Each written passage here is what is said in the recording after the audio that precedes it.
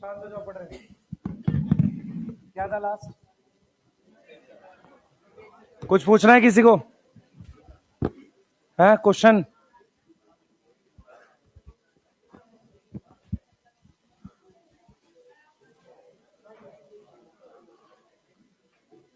कोई क्वेश्चन है किसी का? चले पढ़े, ट्रांसलेशन पढ़ते हैं भाई। बस बात नहीं करो। अभी भी लोग आ रहे हैं? नहीं अभी भी लेट है, बताओ। हाँ, मेरे से भी लेट है, 2-3 आ रहे थे वो।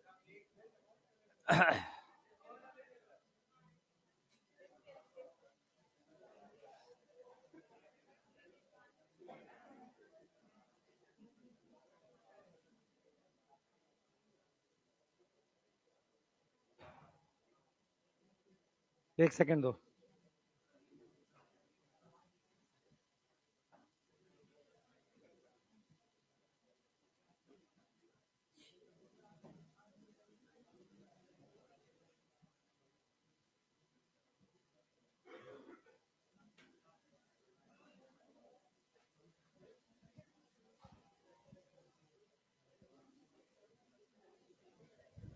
लास्ट हमने क्या पढ़ा था? एक्सपेरिमेंट पढ़ा है ना? एक मिनट रुक जाओ बस।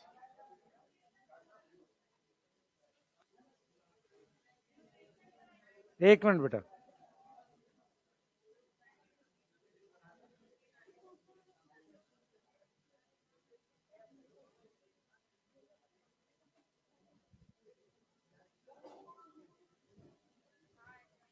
एक सेकंड रुक जाओ बस।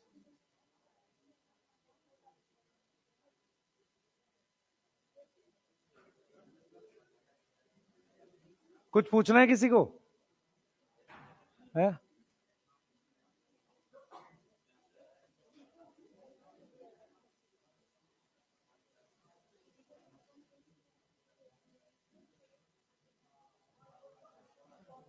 कह रहा वन शॉट।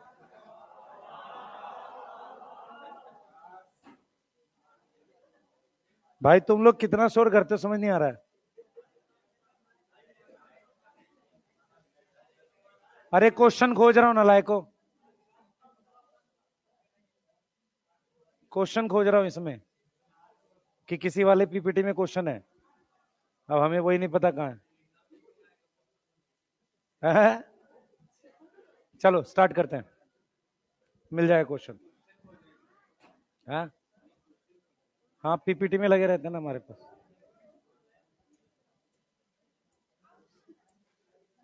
चलो स्टार्ट कर रहे हैं। सबसे पहले ट्रांसलेशन पढ़ रहे हैं, सुनेंगे ध्यान से सब लोग। भाई शांत है।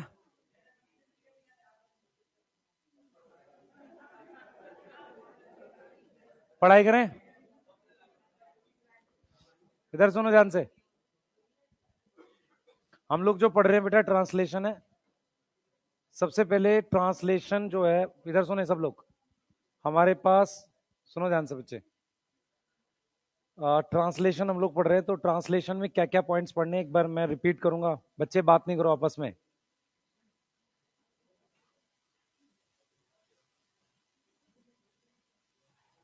ट्रांसलेशन में हमें क्या पढ़ना, सुनो सब लोग। सबसे पहले छोटी छोटी चीजें हैं जो इससे रिलेट करनी है। सबसे पहली चीज है कि हमारे पास ट्रांसलेशन की लोकेशन क्या है। ठीक है, प्रोकैरियोट्स में साइटोप्लाज्म, यूकैरियोट्स में साइटोप्लाज्म। इसके अलावा हमारे पास जो ऑर्गेनल्स हैं उनकी हमारे पास मैट्रिक्स और स्ट्रोमा। ठीक है, मैट्रिक्स और स्ट्रोमा। क्लास चालू हुई है उस पर? हाँ हो गई। ठीक है, तो मैट्रिक्स और स्ट्रोमा वो हमारे पास लोकेशन हो गई। दूसरा क्या है, ट्रांसलेशन हम के लिए कितने टाइप के आरएनए चाहिए? तीनों टाइप के आरएनए चाहिए। एमआरएनए में कोड होता है, टीआरएनए अमीनो एसिड लेकर आता है, और आरआरएनए क्या करता है, वो राइबोसोम का पार्ट है, वो प्रोटीन बनवाता है। दूसरा पॉइंट। ठीक है, तीसरा पॉइंट क्या है कि क्या चीज डिसाइड करती है अमीनो एसिड का सीक्वेंस। तो एनसीईआरटी लिखती है कि डीएनए डिसाइड करता है अमीनो एसिड का सीक्वेंस। समझ में आ रहा है? डीएनए डिसाइड करता है, उससे आरएनए बनता है, उससे क्या बनता है आरएनए। एक सेकंड देना।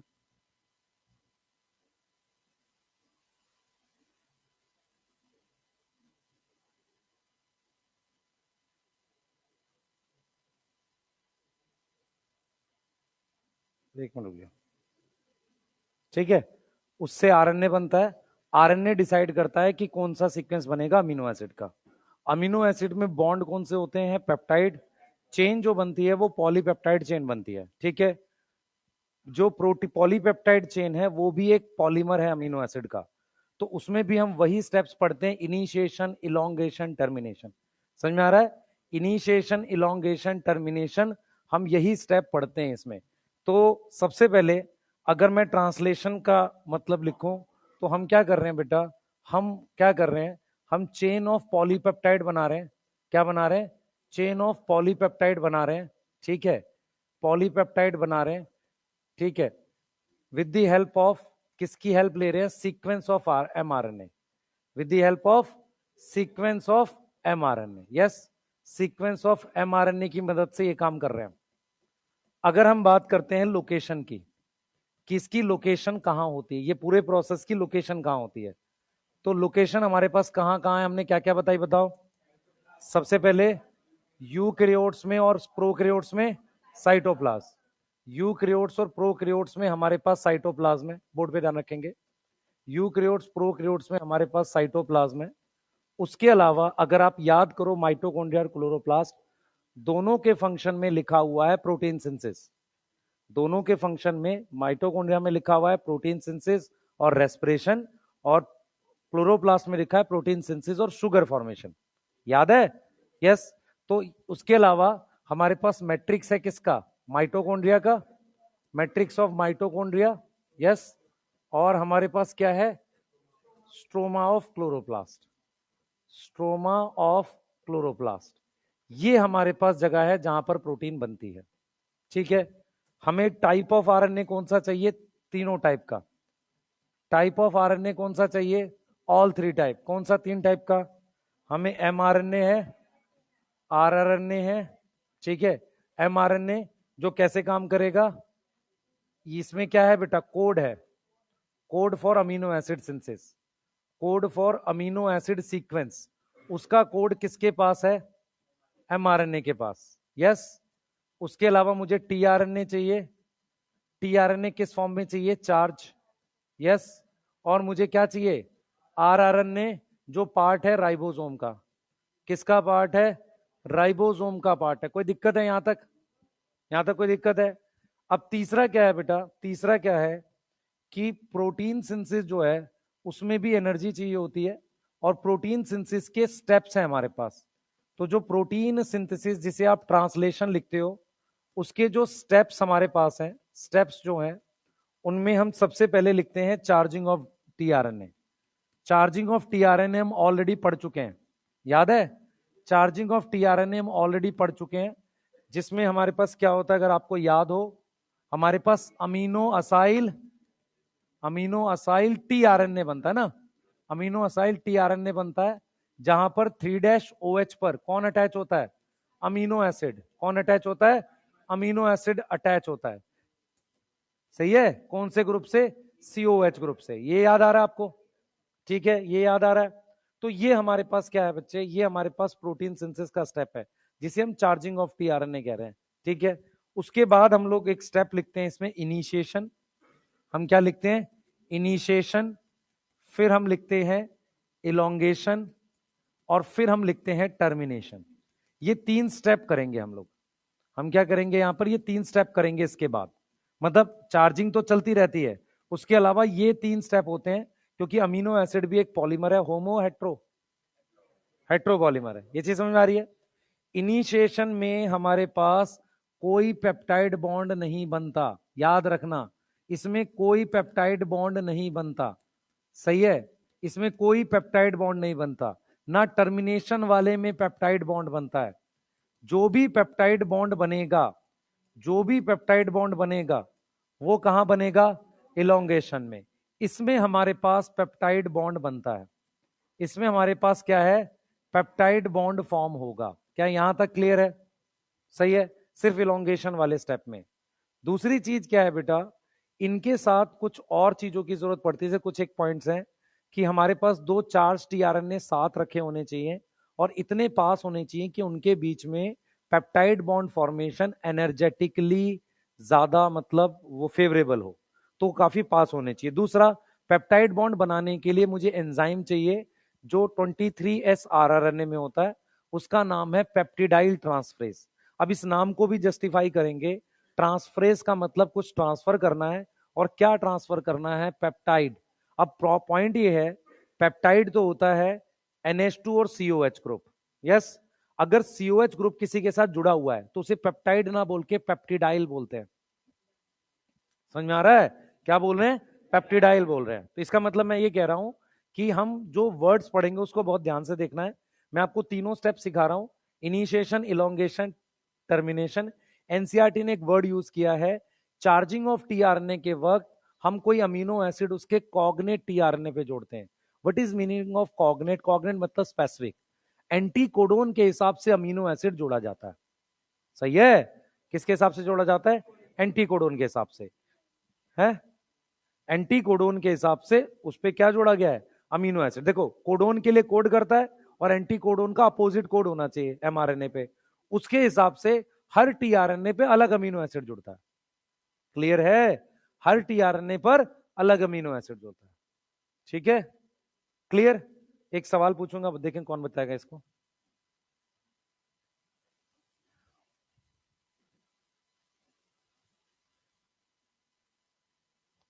बताना है नहीं बताना? चलो बता देते। ट्रिपल जी है, GGC है, GGU है, ये टीआरएनए है, ये टीआरएनए है। ठीक है, यहां पर क्या आएगा?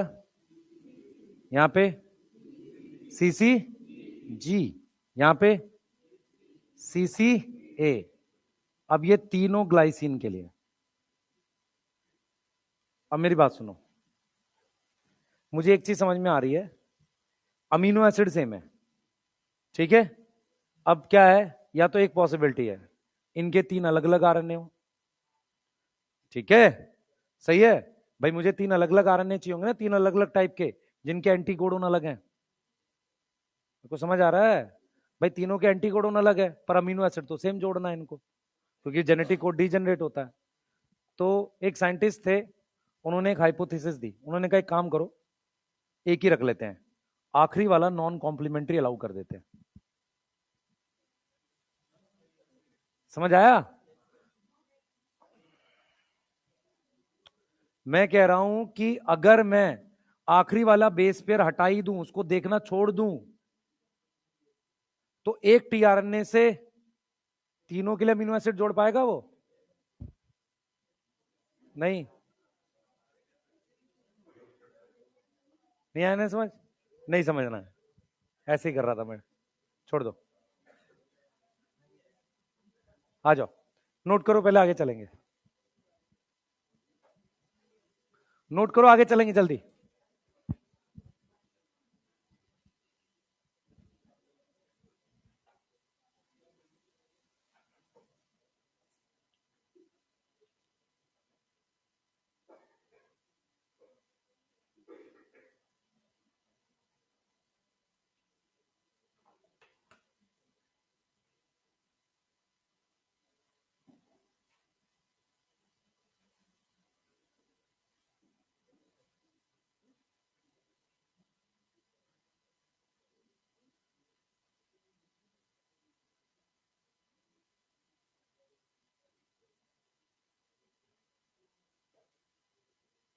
कर लो बेटा जल्दी से, लिख लिया? बच्चे आज 2 टॉपिक पढ़ने हैं, ट्रांसलेशन, जीन एक्सप्रेशन, प्लीज जल्दी पढ़ें। ठीक है, आपकी नेक्स्ट क्लास में मात्र 15 मिनट का ब्रेक होगा। ठीक है, अगली क्लास किसकी है? ठीक है, 15 मिनट का ही होता है, तुम लोग आधा घंटा कर देते हो उसे। हो सकता है ब्रेक भी ना हो। ठीक है, वाह, और क्या? हम्म। है, क्या बोल रहा है? तो क्या हो गया फिर? पढ़ता तू नहीं है, रिवाइज मैं कर रहा हूं। सही है ना? है भाई, तू समझता नहीं है, एक बार में मैं तीन तीन बार समझा रहा हूं, इसमें किसकी गलती है? इसमें मेरी गलती है। लाइक,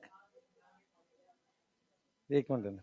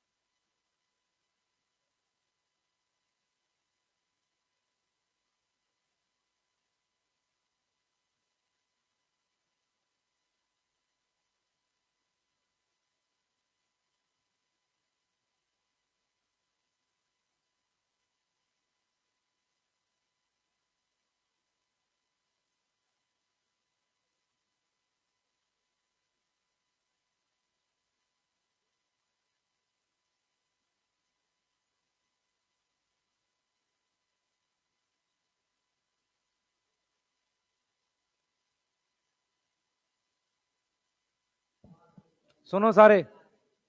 हाँ सुनो, मैं क्या बोल रहा हूँ। मैं ये कह रहा हूँ, कुछ चीजें क्वेश्चंस के थ्रू भी एक्सप्लेन की जाएंगी। उसमें एक एक का एक्सप्लेनेशन ये है कि पोस्ट ट्रांसक्रिप्शनल मॉडिफिकेशन सिर्फ सिर्फ एमआरएनए के लिए नहीं होती। टीआरएनए बनने के बाद उसके 3' एंड पर 3 न्यूक्लियोटाइड जोड़े जाते हैं, जिनका नाम सीसीए है। तो कुछ क्वेश्चंस में चीजें हैं ऐसी, पर वो अब रेलेवेंट नहीं रही, इसलिए थ्योरी पढ़ाते वक्त नहीं पढ़ा रहे हैं। क्वेश्चन में है, आप कर लो, याद रह गई ठीक है, नहीं रही तो नहीं ठीक है। ऐसा आने के चांसेस कम है। बस इस बात का ये मतलब है, हम ये समझते हैं कि तीनों टाइप के आरएनए में सिर्फ मॉडिफिकेशन एमआरएनए के लिए होती है, ऐसा नहीं है। और भी आरएनए के लिए होती है, बस इस बात को याद रखना है। ठीक है, यही एक कॉन्सेप्ट है जो आपको दिमाग में रखना है। भाई फोन नहीं चलाओ, ठीक है? चलें, आ जाओ। सबसे पहला स्टेप है इनिशिएशन। ध्यान से सुनना। इनिशिएशन कैसे हो रहा है आपको समझना पड़ेगा, और क्या याद करना उसमें समझो। सबसे पहला स्टेप है हमारे पास इनिशिएशन। इनिशिएशन में क्या होता है? सबसे पहले ध्यान देंगे, मेरे पास एमआरएनए होता है। एमआरएनए साइटोप्लाज्म में होता है। वो जाकर जुड़ जाता है किससे? 30s सब यूनिट से। 30s ना लिख के मैं लिख रहा हूं स्मॉल सब यूनिट, सही है? तो अगर आपसे सवाल पूछा जाए कि सबसे पहले कौन सी सब यूनिट एमआरएनए से जुड़ती है? स्मॉल सब यूनिट। इस बात में कोई डाउट है किसी को? नहीं। उसके बाद जब ये दोनों जुड़ जाते हैं, ये दोनों जुड़ जाते हैं आपस में, तो इनके पास, हमारे पास, जैसे हमारे पास क्या बन गया? एमआरएनए, और उसके साथ हमने डॉट करके क्या लिख दिया? स्मॉल सब यूनिट लिख दी। यस और नो? क्या लिख दी?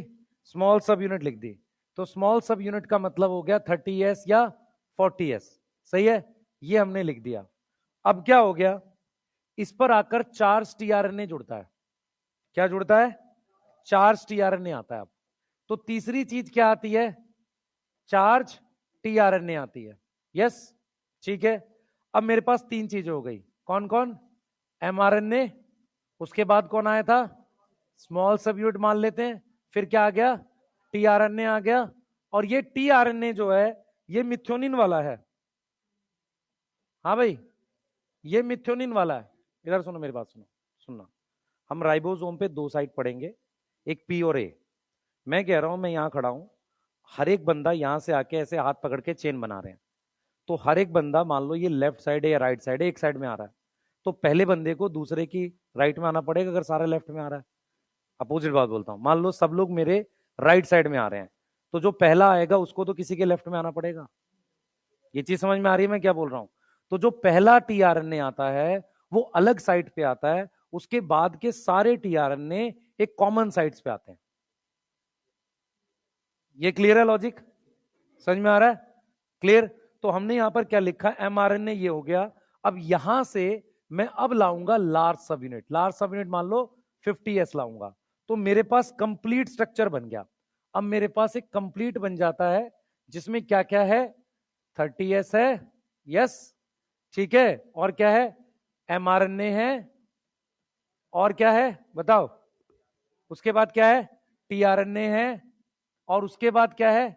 लार्ज सब यूनिट है 50s। यहां तक कोई दिक्कत है किसी को? यहां तक कोई दिक्कत है? सीक्वेंस याद रहेगा इनिशिएशन का। इनिशिएशन में कोई पेप्टाइड बॉन्ड नहीं बनता, तो इनिशिएशन पे मेरे पास ये एक एमआरएनए है। इस एमआरएनए पर कुछ सीक्वेंस लिख रहा हूं, मुझे बताना आपको मेरी बात समझ में आ रही है कि नहीं। ये मान लो यहां से मेरे पास AUG है, तो इसका मतलब ये सीक्वेंस स्टार्ट कोडोन है, तो ये वाला यूटीआर हो गया। हाँ भाई, ये यूटीआर हो गया। फिर मैंने यहां ट्रिपल यू लिखा, फिर मैंने यहां लिख दिया UGG, फिर मान लो मैंने GGC लिख दिया, या GAG। GAG किसके लिए होता है? वैलीन के लिए, सिकल सेल अनीमिया, सही है। और यहां मैंने लिख दिया UA, स्टॉप कोडोन। क्या चीज? GAG is replace by GUG, या GUG इज, हाँ ठीक है, ग्लूटामिक एसिड, सही है। कोई नहीं, कोई नहीं भाई, म्यूटेशन नहीं हुई, इधर ध्यान दे। तो मुझे आपको 4 अमीनो एसिड की चेन बना के दिखानी है। कौन से 4 की बना के दिखानी है?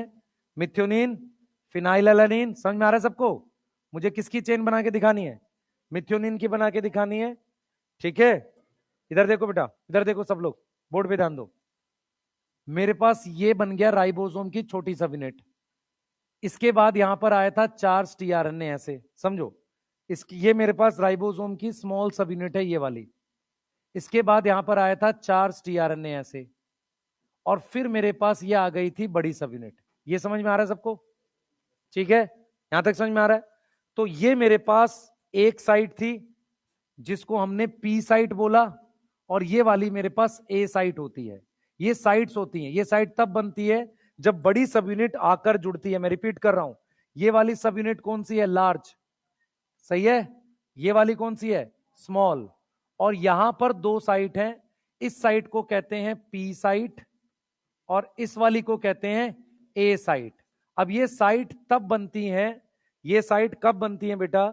जब हमारे पास, ध्यान से सुनेंगे, जब हमारे पास दोनों सब यूनिट जुड़ जाती हैं। पहला टीआरएनए पी साइट पर आता है, इसके बाद सारे टीआरएनए ए साइट पे आएगा। जो मैंने बात बोली उसका ये मतलब है। तो पहला टीआरएनए मिथ्योनिन लेकर कौन सी साइट पर आया है? पी साइट पर आया। पी साइट तब बनती है जब लार्ज सब यूनिट जुड़ जाती है, क्लियर है। और ए साइट जो है, ध्यान सुनेंगे, ए साइट जो है वो हमारे पास यहां पर है, और ये पी साइट है। अब ये मेरे पास इनिशिएशन हो चुकी है। इनिशिएशन में सबसे पहले कौन आया था? स्मॉल सब यूनिट, उस पे जुड़ा एमआरएनए, फिर उस पे टीआरएन, चार्ज टीआरएनए, और फिर उस पे लार्ज सब यूनिट। इनिशिएशन खत्म। इनिशिएशन में कोई पेप्टाइड बॉन्ड नहीं बनेगा, इसका मतलब ए साइट पर कोई टीआरएनए नहीं आया। समझ आ रहा है? राइबोसोम पर दो साइट होती है, एक पी साइट और ए साइट। तो हम चाहें तो यहां दिखा भी सकते हैं, ध्यान सुनेंगे। मेरे पास जब राइबोसोम होता है, राइबोसोम पे मेरे पास दो साइट्स बनती हैं, ध्यान से देखेंगे। एक साइट मेरे पास पी साइट है और एक साइट मेरे पास ए साइट है। तो ये वाली साइट को मैं पी बोल रहा हूं, ध्यान देंगे, ये वाली साइट को मैं पी बोल रहा हूं, इसको बोल रहा हूं ए। पी की फुल फॉर्म है पेप्टिडाइल। क्या नाम है? Peptidyl site. और ए का मतलब है अमीनो असाइल साइट। अब इसका नाम बता रहा है कि यहां पर वो चार्ज टीआरएनए आएगा जिसपे अमीनो एसिड जुड़ा होगा, इसलिए इसका नाम ए साइट है। पहली वाली पर फर्स्ट टाइम टीआरएनए आता है, उसके बाद सारे टीआरएनए इसी साइट पर आएंगे, इसलिए इसका नाम रखा गया है क्या? ए साइट। क्या नाम रखा गया है? ए साइट। ए साइट की फुल फॉर्म क्या है? Amino acyl site. P site की फुल फॉर्म क्या है? Peptidyl site. हम आपको यह दिखाएंगे कि पी साइट पर पहले अमीनो एसिड के बाद हमेशा एक पेप्टाइड की चेन प्रेजेंट होगी और ए साइट पर हमेशा नया टीआरएनए अमीनो एसिड के साथ आएगा, इसलिए इनके नाम ऐसे रखे गए। ये नाम इनके फंक्शन के हिसाब से। क्लियर है? साइट बनानी हो जल्दी बना लो और लिख लो, अगली स्लाइड पे आ रहे हैं जो हमने लिखना। फिर टू साइट ऑन राइबोसोम, जल्दी करेंगे, जल्दी जल्दी जल्दी करो बेटा।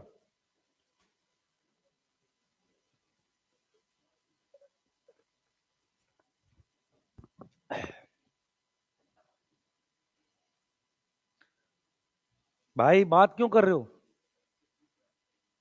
अच्छा,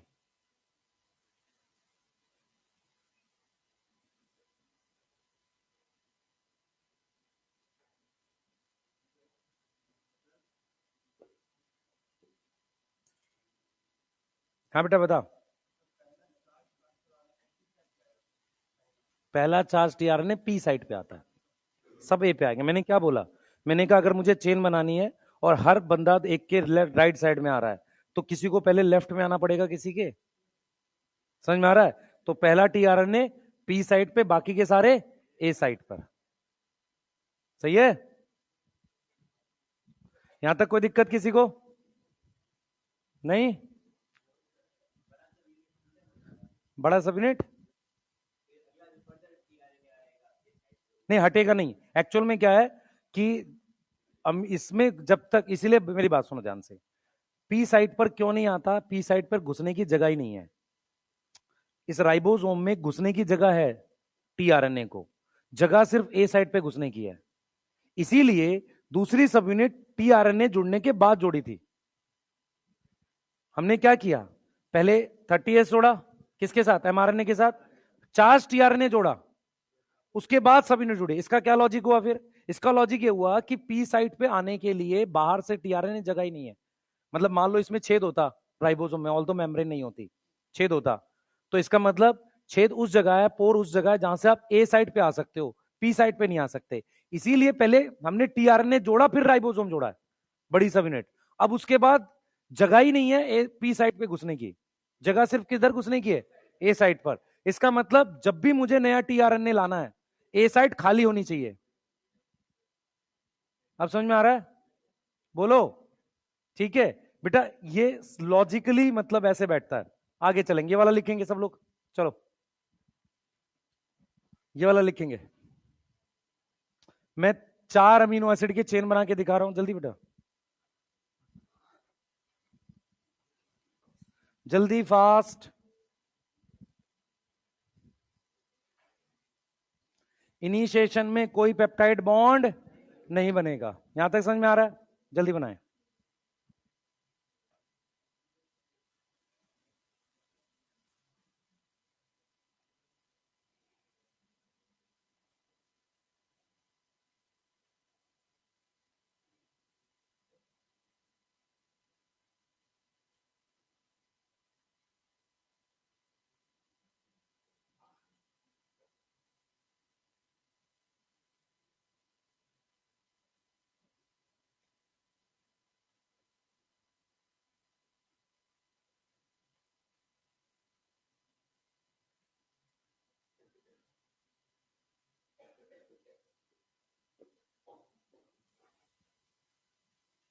चले आगे।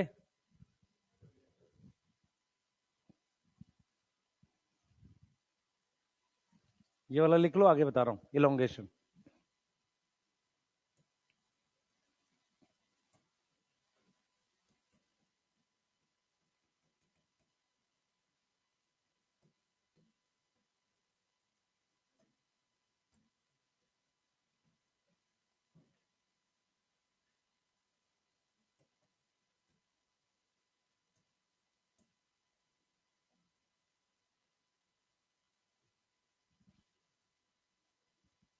अब इलोंगेशन के लिए बात कर रहे हैं।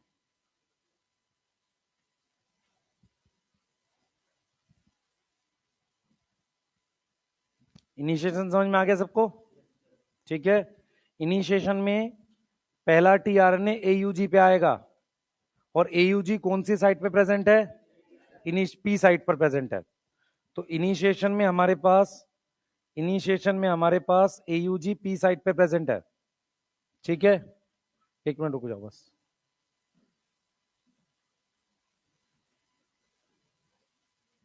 चलो, इनिशिएशन में एयूजी पी साइट पर है, नया टीआरएनए कहां आएगा? अब ए साइट पर। कौन सा आएगा? चार्ज। कौन सा आएगा? Charge tRNA. समझ में आ रहा है? कौन सा आएगा? Charge tRNA. अब बोर्ड पे ध्यान देंगे सारे।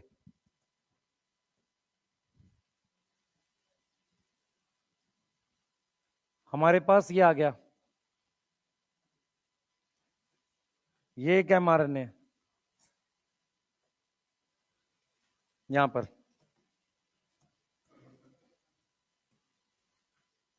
यहां 5' 3', यहां राइबोसोम की सब यूनिट है। ठीक है, ये राइबोसोम की सब यूनिट है। यहां पर मेरे पास क्या था? ये एयूजी। यहां पर क्या है? दूसरा ट्रिपल यू। मेरे पास एक टीआरएनए आया है और वो टीआरएनए ऑलरेडी प्रेजेंट है। सही है, वो टीआरएनए ऑलरेडी प्रेजेंट है और वो क्या लेकर आया है? चार्जिंग लेके आया है। चार्जिंग में क्या लाया था? मिथ्योनिन लाया था। यस, तो वो टीआरएनए अपने साथ लाया था मिथ्योनिन। क्या लाया था? मिथ्योनिन लाया था। सही है, वो टीआरएनए अपने साथ क्या लाया था? मिथ्योनिन लाया था। तो हमारे पास ये मिथ्योनिन है। ठीक है, हम लोग इसको मिथ लिख रहे हैं शॉर्ट में। सुनो ध्यान से, ये मिथ्योनिन है हमारे पास जो टीआरएनए लेकर आया था, हम यहां जोड़ दिया इसके पास। ठीक है, ये प्रेजेंट है ऐसे। ठीक, अब हम क्या कर रहे हैं बेटा? यहां पर इसके 3' एंड पर है। अब एक और टीआरएनए आएगा बाहर से। अब मैं इसका कलर अलग बना रहा हूं टीआरएनए का। कोई बताएगा क्यों? क्योंकि पहला वाला टीआरएनए इनिशिएटर था। सही है, और ये कौन सा अमीनो एसिड लेके आएगा? Phenyl alanine. ये फिनाइल एलानिन लेके आएगा क्योंकि ट्रिपल यू किसके लिए कोड करता है? फिनाइल एलानिन के लिए। ये मैंने यहां पर इससे रीड करा कोड। देखो, इसके एंटी कोडोन से ये कोड रीड करेंगे, ये आकर यहां लग जाएगा। यहां तक समझ में आ रहा है? ठीक है, क्लियर है। इनिशिएटर को अलग क्यों किया? पहला, एक तो इनिशिएटर टीआरएनए अलग क्यों है? पहला, उसको आकर लगना है पी साइट पर, तो पी साइट पर ही लगे, कुछ ऐसा होना चाहिए। मतलब इसके पास कोई स्पेशल फीचर होना चाहिए कि वहीं आकर लगे, नहीं तो प्रोसेस खराब हो जाएगा। तो इसलिए इसको अलग बनाना पड़ा। ठीक है, अब इस पर कौन सा अमीनो एसिड बताया हमने? Phenyl alanine. अब देखो क्या करते हैं, ये वाला मेरे पास टीआरएनए यहां आया ऐसे, ये यहां आ रहा है। अब हम इस अमीनो एसिड को उठाकर इसके ऊपर रख देते हैं ऐसे। याद करो, मैंने जब चार्जिंग के बाद एक बॉक्स बनाया था, मैंने अमीनो एसिड फ्री किया था। एक तरफ COH, एक तरफ NH2 था, और उसके COH ने इसके NH2 से बॉन्ड बनाया क्योंकि इसका NH2 फ्री है। ये समझ में आया? क्लियर? तो जैसे ये काम होगा, जैसे ये काम होगा मेरे पास, इसके लिए मुझे एक एंजाइम चाहिए जो ये काम करेगा। उसका नाम है पेप्टिडाइल ट्रांसफरेज। क्या नाम है? Peptidyl transferase. समझो ध्यान से। तो मेरे पास यहां पर, अब मेरे पास यहां पर क्या सिचुएशन है कि ये मेरे पास 5' से 3' है। यहां पर मेरे पास AUG था। यस, और यहां पर मेरे पास क्या था? ट्रिपल यू था। यस, अब यहां पर जो टीआरएनए है, इस टीआरएनए पर 2 अमीनो एसिड है। एक वो लेकर आया है, क्या नाम है उसका? Phenyl alanine. और उसके ऊपर उठाकर हमने किसको रखा है? मिथ्योनिन को।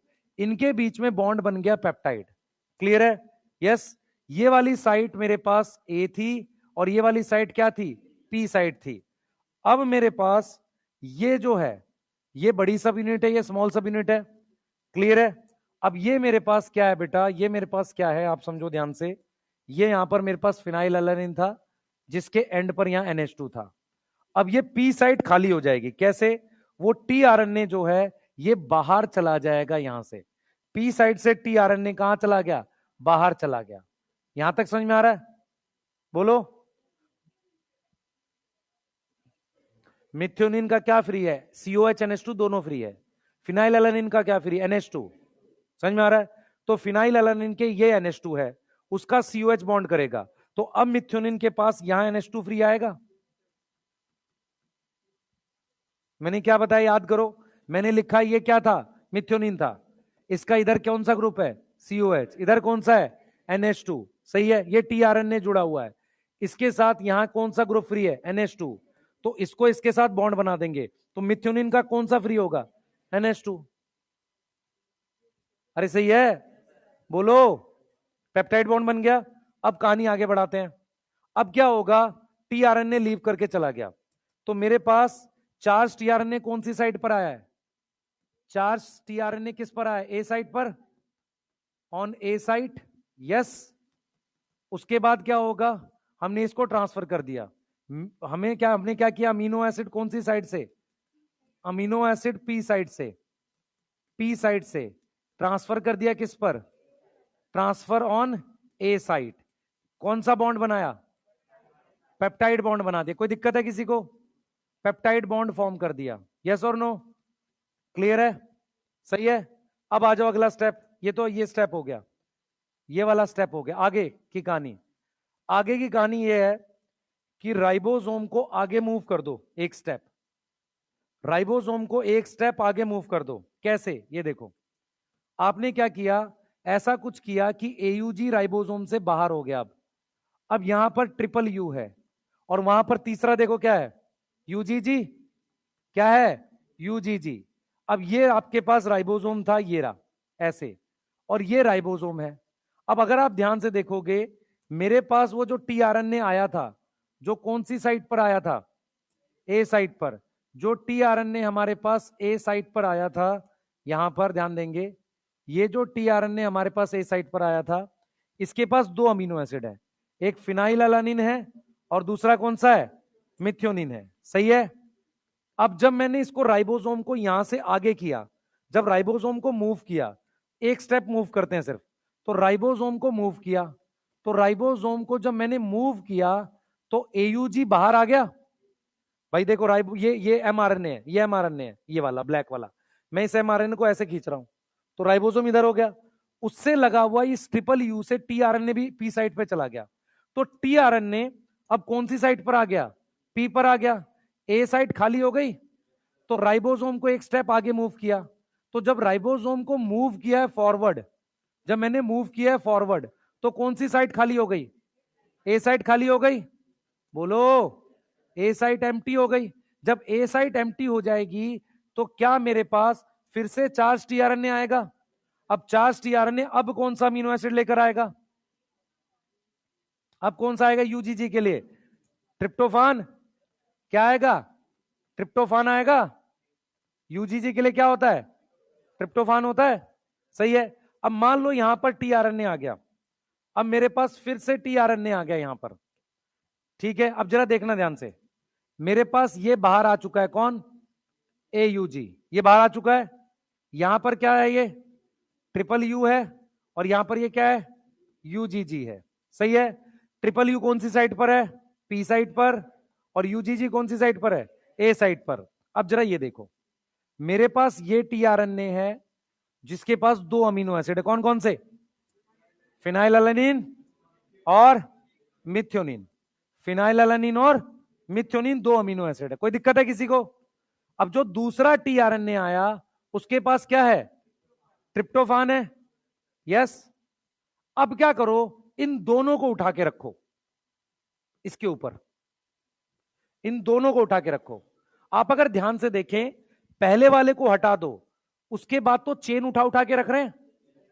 क्या उठा के रख रहे हैं, चेन उठा के रख रहे हैं। इसीलिए एंजाइम का नाम है पेप्टिडाइल ट्रांसफरेज, क्योंकि वो चेन पेप्टाइड की नहीं है, पेप्टिडाइल है, क्योंकि उसका COH ग्रुप टीआरएनए से जुड़ा हुआ है।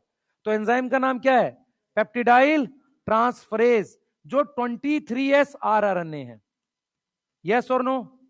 जो ये पेप्टाइड बॉन्ड बनवाया ना, जिसने इसको उठाकर इसके ऊपर रखा, या इस चेन को उठाकर इसके ऊपर रखा, ये खाली हो जाएगा, फिर चला जाएगा राइबोसोम, फिर एक स्टेप आगे। समझ आया?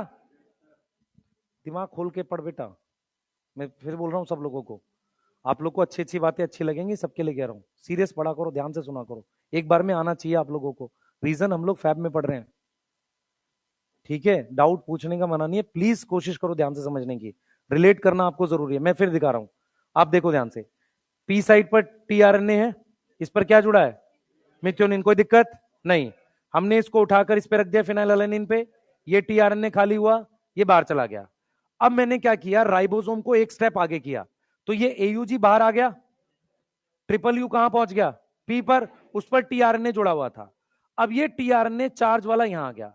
अब ये मैं जब ये चेन तोड़ूंगा तो इसका COH ग्रुप फ्री हो जाएगा इसको, क्योंकि यहां तो NH2 है, सही है? ये चेन उठाकर मैंने इसके ऊपर रख दी, इसका NH2 फ्री था, क्लियर है? इसका NH2 फ्री था, ये फिर खाली हो गया, ये बाहर चला गया, राइबोसोम फिर एक स्टेप आगे जाएगा, कौन सी साइड खाली हो जाएगी? ए।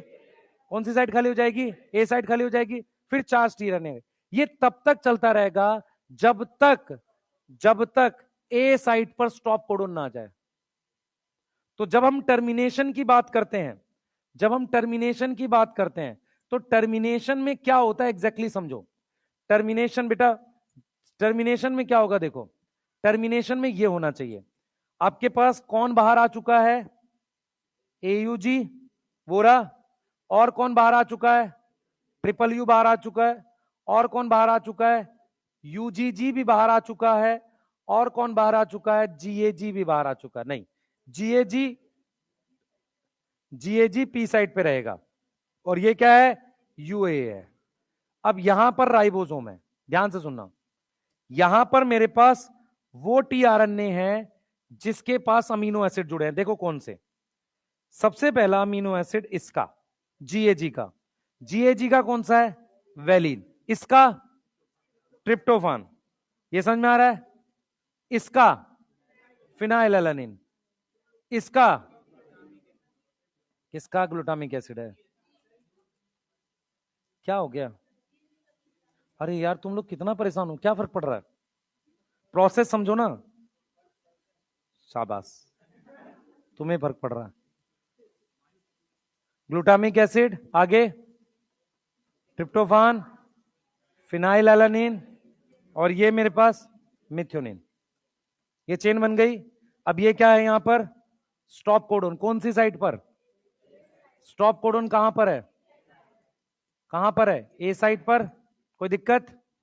अब क्या है बेटा, हमारे पास कुछ फैक्टर्स होते हैं ऐसे, इनको कहते हैं रिलीज फैक्टर।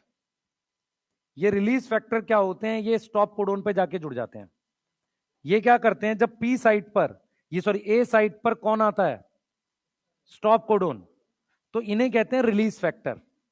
ये रिलीज फैक्टर क्या होता है? ये जाकर जुड़ जाता है इस पर, स्टॉप कोडोन पर। तो रिलीज फैक्टर बाइंड करता है स्टॉप कोडोन पे, क्योंकि उसका तो कोई टीआरएनए है नहीं, और वो क्या करता है, इस चेन को रिलीज कर देता है। किसकी चेन? पॉलीपेप्टाइड की। पॉलीपेप्टाइड की चेन किससे रिलीज करनी है? टीआरएनए से। मेरी बात समझ में आ रही है? इस चेन को यहां से तोड़ के फ्री करना है, क्लियर है? इस चेन को यहां से तोड़ के फ्री करना है। यहां तक समझ में आ रहा है? क्लियर है? अब देखो ध्यान से सुनो, अगर आप ध्यान से देखोगे, मिथ्योनिन का जो एंड है वो NH2 है, ये देखो, ये क्या है? NH2 है, इधर COH है, मेरी तरफ देखना, इधर मिथ्योनिन यहां ऊपर है, हर बार नया अमीनो एसिड यहां आ रहा है, मिथ्योनिन फिक्स है। अगर आप इस सब में देखो, सबसे ऊपर कौन है? यहां सबसे ऊपर मिथ्योनिन ने नीचे वाला अमीनो एसिड बदला, यहां पर सबसे ऊपर मिथ्योनिन ने नीचे वाला बदला, तो इसका मतलब ये वाला टर्मिनल N है और ये C है, तो प्रोटीन N टर्मिनल से C टर्मिनल की तरफ बढ़ती है। जो एंड फिक्स है वो कौन सा है? N, और जिस पे चेंज हो रहा है वो कौन सा है? C। तो प्रोटीन किस डायरेक्शन में बढ़ रही है? N टर्मिनल से C टर्मिनल तक बनती है। अब समझ में आ रहा है? बोलो, यहां तक क्लियर है? कौन सी सब यूनिट से प्रोटीन निकलती है? लार्ज वाले के बीच में जगह है, वहां से ऐसे प्रोटीन निकल रही होती है। जब प्रोटीन वहां से निकलती है, वही लार्ज सब यूनिट घूम के जाकर ER पे लगती है, इसीलिए बोलते हैं एंडोप्लाज्मिक रेटिकुलम पे लार्ज सब यूनिट बाइंड करती है और वो प्रोटीन वहां से निकल के ईआर के ल्यूमन में घुसती है। फिर समझ में आ गया? याद करो, आपको लिखवाया था कौन सी सब यूनिट बाइंड करती है, लार्ज। तो जो लार्ज सब यूनिट है उसके बीच में से प्रोटीन धीरे धीरे बढ़ती बढ़ती बढ़ती निकलती जाती है। समझ में आया? ये वाली यहां से, अब यहां पे सुनेंगे ध्यान से। इसका मतलब ये हुआ पेप्टाइड बॉन्ड सिर्फ कौन से स्टेप में बन रहा है? इलोंगेशन। इनिशिएशन में नहीं बना, टर्मिनेशन में नहीं बना। टर्मिनेशन कब होगी? जब स्टॉप कोडोन कहां आएगा? ए साइट पर आएगा। इनिशिएशन कब होगी? जब चार्ज टीआरएनए पी साइट पर आएगा। इलोंगेशन कब होगी? जब चार्ज टीआरएनए ए साइट पर आएगा। क्लियर है? यहां तक समझ में आ रहा है? एंजाइम का नाम पेप्टिडाइल ट्रांसफरेज क्यों रखा? क्योंकि हर बार पेप्टाइड की चेन को उठाकर ट्रांसफर कर रहे हैं। आप एनसीईआरटी का ये डायग्राम देखो, उसने एक डायग्राम से पूरा समझा दिया कैसे। इधर देखेंगे सारे बच्चे, ये वो टीआरएनए है जो पी साइड से जा रहा है। मान लेते हैं ये वो टीआरएनए जिसने अपनी चेन दे दी। ये देखो चेन उठा के इसके ऊपर रख रहा है। ये वो टीआरएनए है जो ए साइट पर आ रहा है। ये वो है जो चला गया, इसने उठाकर इसके ऊपर रख दी, राइबोसोम आगे बढ़ा। समझ में आ रहा है? और ये वाला किस पर आ गया? ए पर आ गया। सही यही है ना? ये जा रहा है पी साइड से, इसको उठा के रख रहे हैं इसके ऊपर, पेप्टिडाइल ट्रांसफरेज। इधर कौन सा ग्रुप फिक्स होगा? इसने लिखा नहीं, यहां पे मिथ्योनिन चाहिए। कौन सा ग्रुप फिक्स होगा? NH2। यहां क्या होगा? COH। क्लियर है? ये टीआरएनए देखो अमीनो एसिड लेकर आ रहा है, चार्ज है। ये वाला चार्ज नहीं है, दिख रहा है सबको? क्लियर? ये चार्ज नहीं, ये चार्ज है, वो चार्ज नहीं है। क्लियर है? यहां तो कोई दिक्कत किसी को? ठीक है। इसका मतलब हमारे पास एक सीक्वेंस है, ध्यान से सुना जो मैं यहां पे बनाने वाला हूं। सीक्वेंस ये, और उसके कुछ पॉइंट्स लिखूंगा मैं।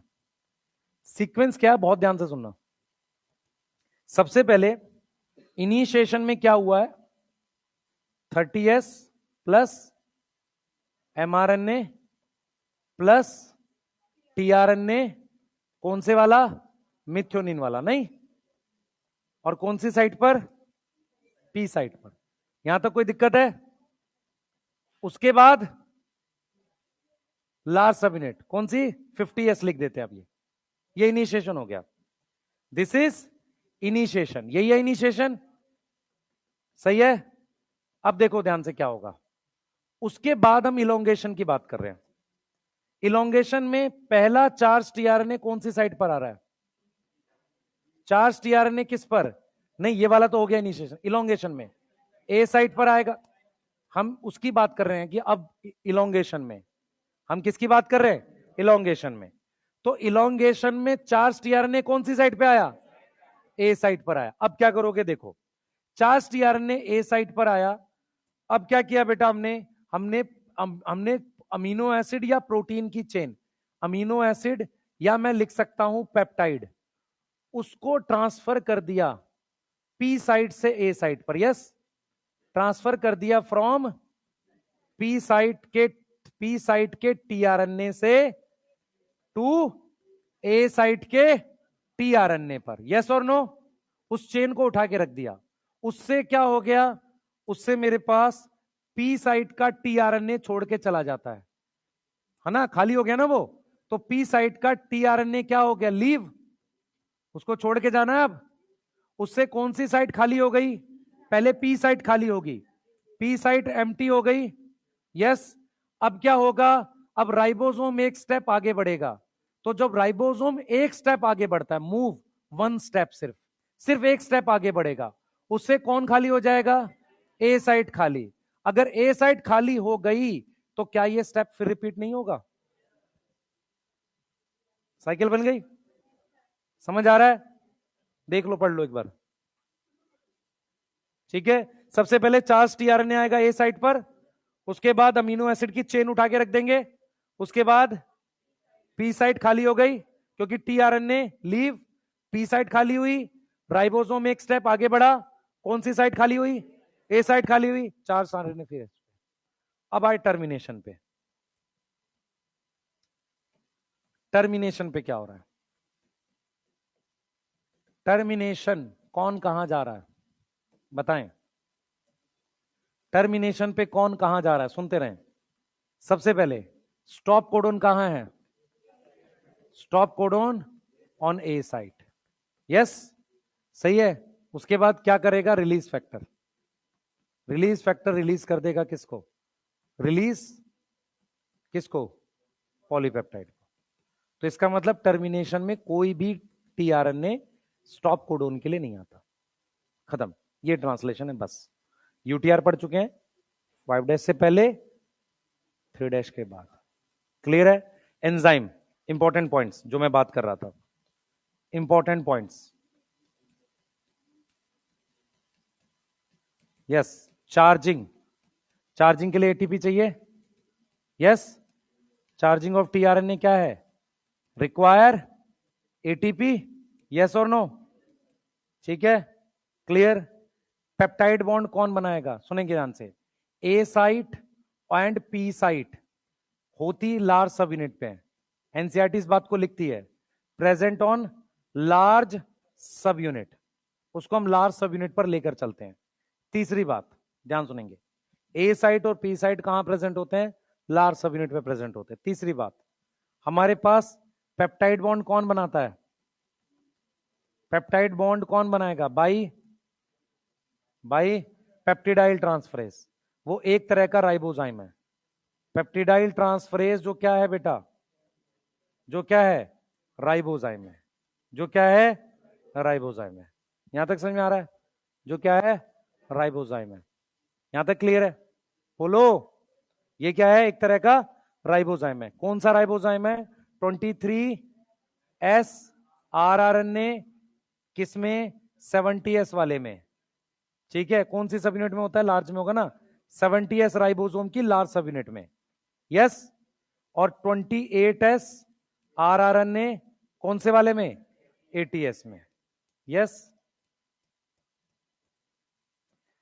स्टॉप कोडोन पे कौन बाइंड करता है? Release factor. कौन बाइंड करता है? Release factor. 3 स्टॉप कोडोन है, मैं आपको बताता हूं। 3 स्टॉप कोडोन होते हैं, 2 तरह के रिलीज फैक्टर होते हैं। 3 है ना, उनको रिलीज फैक्टर बाइंड करके प्रोटीन रिलीज कर देता है। यहां तक कोई दिक्कत है किसी को? ये समझ में आ गया? ये आ गया समझ में? पर बनाओगे कैसे? जल्दी बनाओ। पैर से भी बना लेता है, जल्दी कर, जल्दी बनाओ, जल्दी बना लोगे?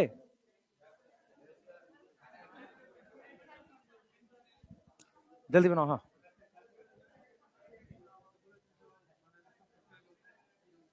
एक मिनट यार, क्या कर रहे हो? उसका डाउट बता दूं? हाँ, क्यों? वो तो ट्रांसक्रिप्शन का काम है। ये क्या पढ़ रहे हैं? तो सेम चीज यूज कर लें। अच्छा, मान ले ऑयल है, पेट्रोल भी ऑयल है, मस्टर्ड भी ऑयल है, खाना बना लें उसमें? लाइक वो प्रोसेस अलग अलग है ना, प्रोटीन अलग चाहिए। पूछो, कुछ है किसी के पास? हाँ भाई।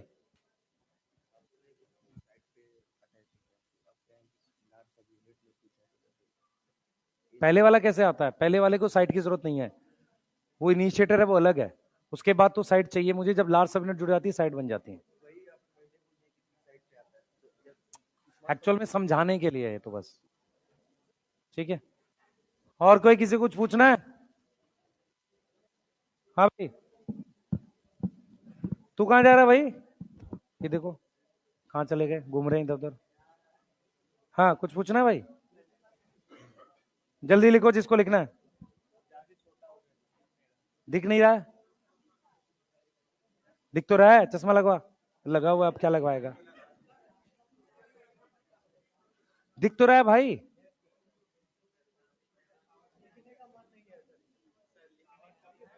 लिखने का मन नहीं है, घर लिखो, अगले वाला लिखो। मैं वो पढ़ा रहा हूँ, जीन एक्सप्रेशन, मुझे जीन एक्सप्रेशन पढ़ाना पहले।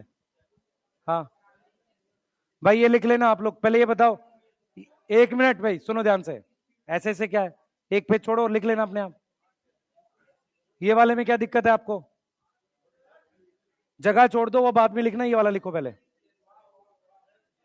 ये इंपॉर्टेंट है ज्यादा। वो तो डायग्राम है, बना लेना, इसको बनाओ पहले।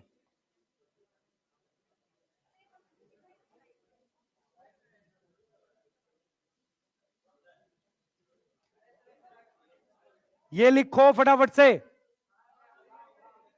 यही चाहिए मेन। हाँ बेटा, हाँ। अब क्लास के स्टार्टिंग में बताया नहीं था स्पेसिफिक, नालायक। तुम लोग क्या कर रहे हो? हाँ, कॉग्निट बोला तो क्लास के स्टार्टिंग में आते ही। सुनता नहीं है ना,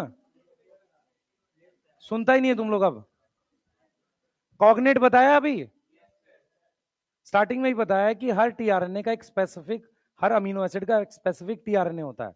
तो चार्जिंग जो की जाती है वो स्पेसिफिक टीआरएनए पे की जाती है, ताकि उसका एंटीकोडन, जैसे मान ले मुझे एयूजी के लिए चाहिए, तो मैं उसके उस पे क्या होना चाहिए, अपोजिट एंटीकोडन पे यूसीसी, तब मैं उस पे मिथ्योनिन जोड़ूंगा। इसे कॉग्निट, कॉग्निट मतलब स्पेसिफिक। ठीक है, और बताओ। हाँ बेटा,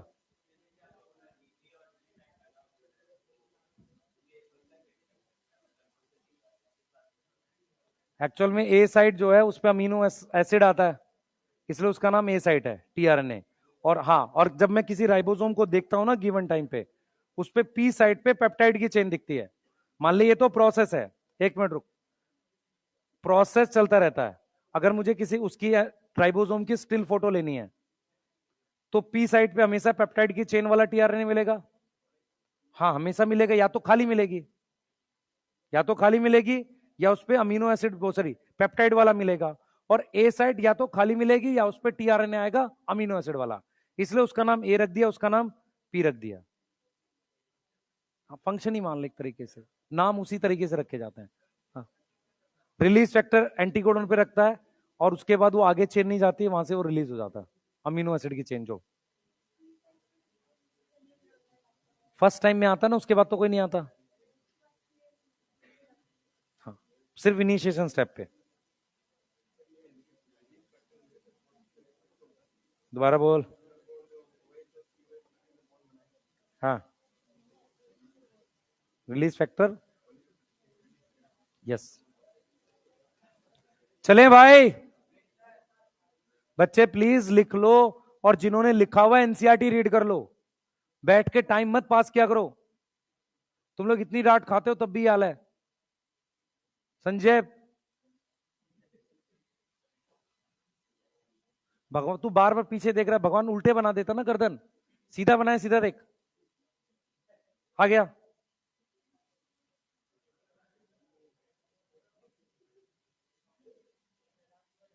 बेटा तू, पता नहीं है तुझे, मेरा अभी ऑफलाइन छोड़ दिया हमने पढ़ाना, नहीं तो मैं दो चार की पिटाई कर देता था। हाँ, सीरियसली बता रहा हूँ, 11th 12th वाले तो खासकर।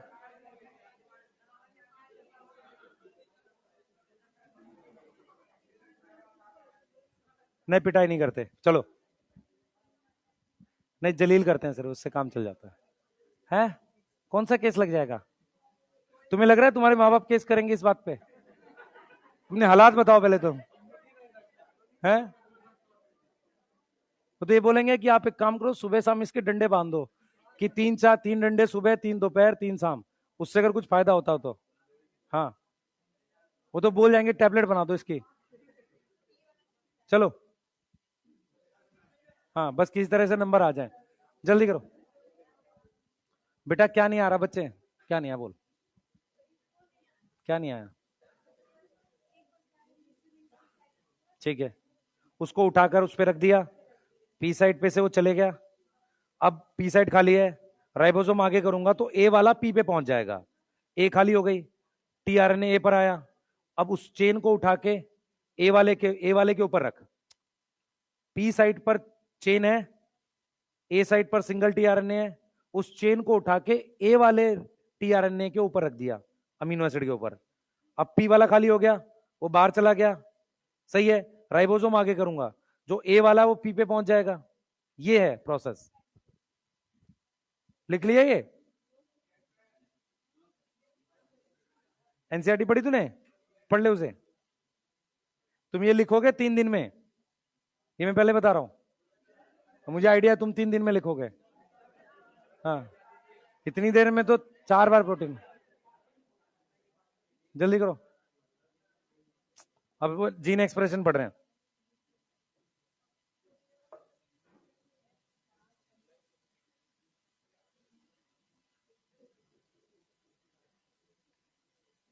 जल्दी।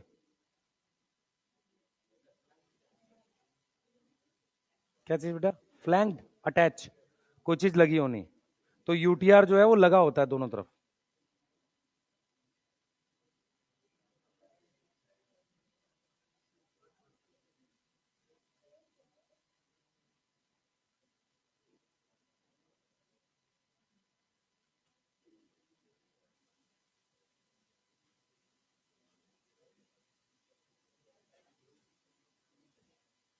चले आगे।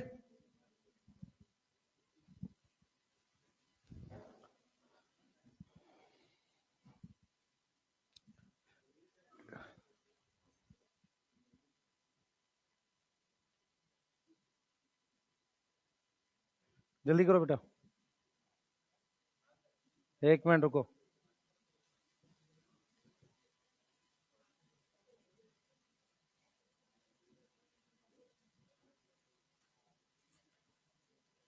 आज क्या तारीख है? 16।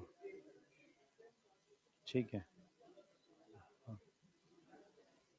अरे रुकना 1 मिनट, बोले जा रहा कुछ भी। हाँ बेटा,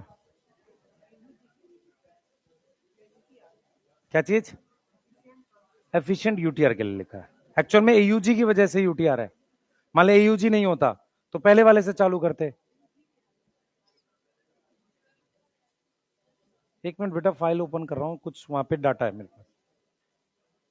क्या ये थोड़ा हैंग होने लगा सिस्टम? क्या चीज बेटा? Sickle cell anaemia. रिपीट कर। Sickle cell anaemia. हाँ, वैलिन टू ग्लूटामिक नहीं, ग्लूटामिक एसिड तो वैलिन होता है।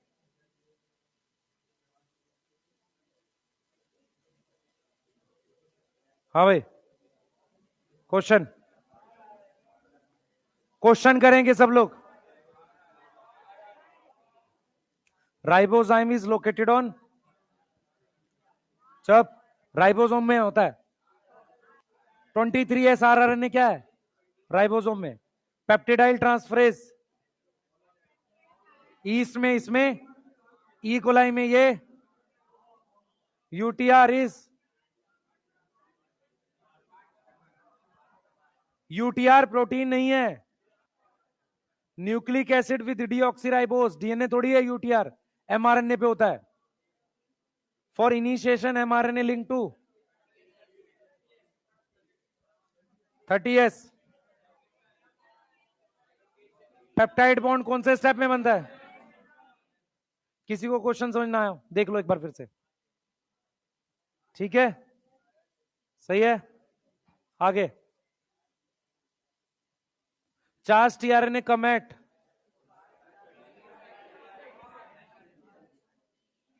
सेम, अगर इलोंगेशन लिखा हो, yes. Termination step, stop codon at chain termination, in termination is help by. Chain termination कौन करता है टर्मिनेशन स्टेप में? कौन करता है? लीज फैक्टर भाई, रो फैक्टर कहां गया? ठीक है, नंबर ऑफ प्रोटीन 80s में, यहां ठीक कर देते हैं, 80 टाइप की होती है। 80s राइबोसोम में कितने टाइप की प्रोटीन होती है? 80। इसका यह मतलब नहीं है 70s में 70 टाइप की होती है, ऐसा कोई मतलब नहीं बोल रहा मैं। व्हेन पी साइट एम्प्टी, ये क्वेश्चन करेंगे, क्या होगा? पी साइट खाली है, राइबोसोम आगे बढ़ेगा, फिर ए साइट खाली हो जाएगी। सही है, सही है। देखो, पी साइट खाली, राइबोसोम आगे, ए साइट खाली, चार्ज टीआरएनए ए पर चेन उठा के रखेंगे, पी को बाहर उसको भेजेंगे, फिर पी साइट खाली। हाँ, बटी हुई हैं, दोनों में नंबर उसके अलग अलग हैं। एक में शायद 54 है, एक में कुछ ऐसे है, पर नंबर नहीं पढ़े हैं। हमारी एनसीईआरटी ने सिर्फ 80 टाइप की लिख दी है, ये नीट में आया था। असल में क्या होता है, सारी सब यूनिट की अलग अलग प्रोटीन है, हमें वो नहीं करने। क्या हो जाएगा? डाटा एक्सेस हो जाएगा तुम्हारे लिए। हाँ बेटा, पहले वाला क्वेश्चन कौन सा? फर्स्ट। हाँ,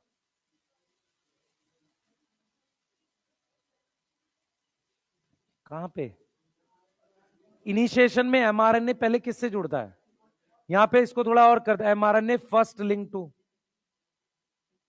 भाई एमआरएनए 30S से जुड़ता है। देख मेरी बात सुन, सबसे पहले एमआरएनए और 30S जुड़ते हैं, या तो मैं बोल दूं एमआरएनए 30S से जुड़ता है या 30S एमआर, एक ही बात है ना, वही लिखा है वो।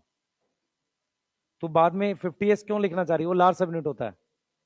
तू 40S होता तो फिर ठीक हो सकता था, 40S होता तो क्यों ठीक होता? यस।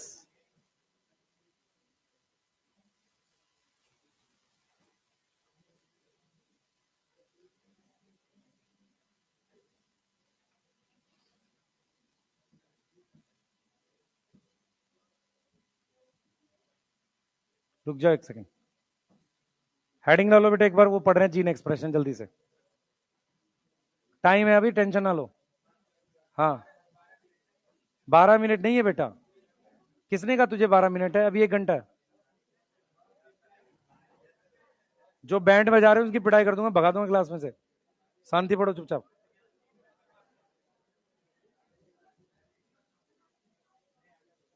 पूरे साल ना बोले तुम, हैं? पूरे साल कुछ नहीं बोलते तुम लोग, है ना, चुपचाप पढ़ते रहते हो। अब बातें आ रही हैं तुम्हारे।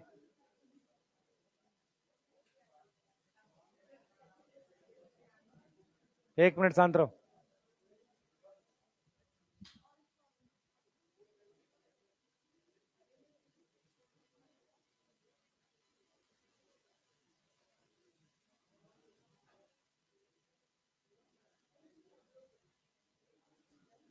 चलो हेडिंग डालो, जीन एक्सप्रेशन आते हैं हाँ।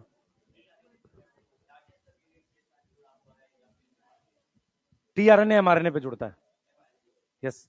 शुरुआत में पहले वाला टीआरएनए एमआरएनए पे आके जुड़ता है, क्योंकि लास्ट सबयूनिट आई नहीं थी,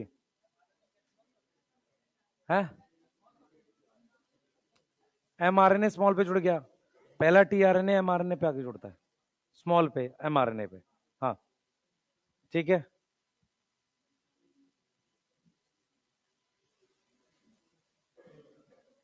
चलो हम लोगों ने क्वेश्चंस कर लिए, एक सेकेंड दो बस।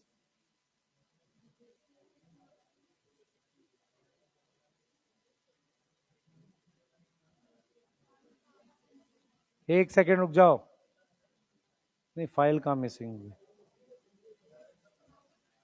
अरे यार शांति रखो ना 2 मिनट। हाँ बेटा। हाँ क्या?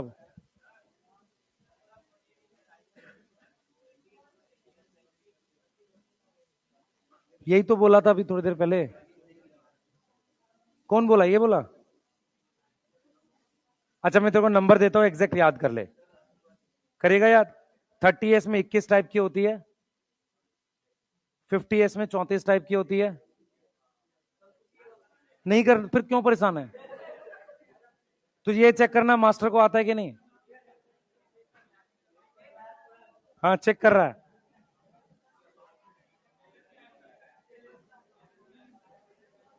वहां चेक नहीं करेगा कुछ भी।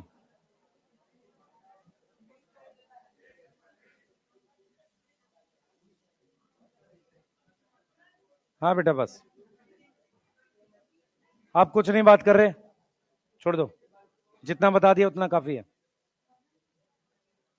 चलो हेडिंग डालो, रेगुलेशन ऑफ जीन एक्सप्रेशन, पहले समझेंगे फिर उसको एक्सप्लेन करेंगे प्रॉपरली, प्लीज बोर्ड पे ध्यान रखें। Regulation of gene expression, board पे ध्यान देंगे सब लोग, मत बात करो, दिक्कत हो जाएगी नहीं तो, समझेंगे नहीं। हम लोग टॉपिक पढ़ रहे हैं रेगुलेशन ऑफ जीन एक्सप्रेशन, जो मैं बताऊंगा उसको ध्यान से सुनेंगे सब लोग। देखो हमें क्या करना है बेटा, टॉपिक जो है इसमें कैसे क्या क्या टॉपिक है पहले सुन लो भाई, पिटाई कर दूंगा, इधर ध्यान दे। क्या क्या टॉपिक है हमारे पास पहले सुनो ध्यान से। सबसे पहले क्या किया है इसने, 2-3 पेज में बढ़िया कुछ डाटा लिखा है, ये समझाने के लिए रेगुलेशन क्या होता है। हमें क्या होता है, थोड़ा बहुत लैक ऑपिरोन आता होता है इस टॉपिक में, उसके बैकग्राउंड की चीजें आनी बहुत जरूरी है, नहीं तो क्वेश्चन अच्छे वाला नहीं बनेगा। इस चैप्टर के सबसे ज्यादा समझने वाले टॉपिक में रेगुलेशन है, इसमें कुछ लॉजिक है क्योंकि ये सारे टॉपिक्स की समरी पे आता है। रेगुलेशन का सबसे पहले मतलब होता है कंट्रोल। कंट्रोल का मतलब होता है किसी चीज को रोकना या बढ़ाना, सही है। रेगुलेशन शब्द का क्या मतलब है? कंट्रोल। कंट्रोल में कोई चीज इंक्रीज कर सकते हो या डिक्रीज कर सकते हो।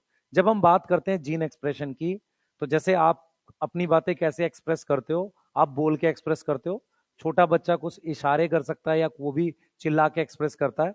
तो जैसे हमारे पास एक्सप्रेशन का तरीका है, वैसे अगर जीन के एक्सप्रेस करने का तरीका है वो प्रोटीन है। अगर हम बात करते हैं कि जीन एक्सप्रेस करती है, तो वो कैसे एक्सप्रेस करती है? प्रोटीन बनाकर। ये चीज समझ आ रही है? तो अगर मैं बात करता हूं रेगुलेशन ऑफ जीन एक्सप्रेशन की, तो मैं ये बात कर रहा हूं कि प्रोटीन बनेगी कि नहीं बनेगी, सही है। मतलब हम एक तरह का कंट्रोल देख रहे हैं किस पर? प्रोटीन सिंथेसिस पर। तो रेगुलेशन ऑफ जीन एक्सप्रेशन का मतलब है कि how protein synthesis is control, how protein synthesis is control. किस प्रकार से आप प्रोटीन बनने को कंट्रोल करते हैं, किस तरीके से प्रोटीन बनने को कंट्रोल किया जाता है, उसको हम कहते हैं regulation of gene expression. Regulation मतलब कंट्रोल, जीन एक्सप्रेशन का क्लियर मतलब क्या है? जीन एक्सप्रेशन का क्लियर मतलब क्या है? Protein synthesis. इस बात में कोई दिक्कत है किसी को? तो जीन एक्सप्रेशन का क्लियर मतलब है प्रोटीन सिंथेसिस। अब हम यहां पर कुछ बातें आपको बताने जा रहे हैं।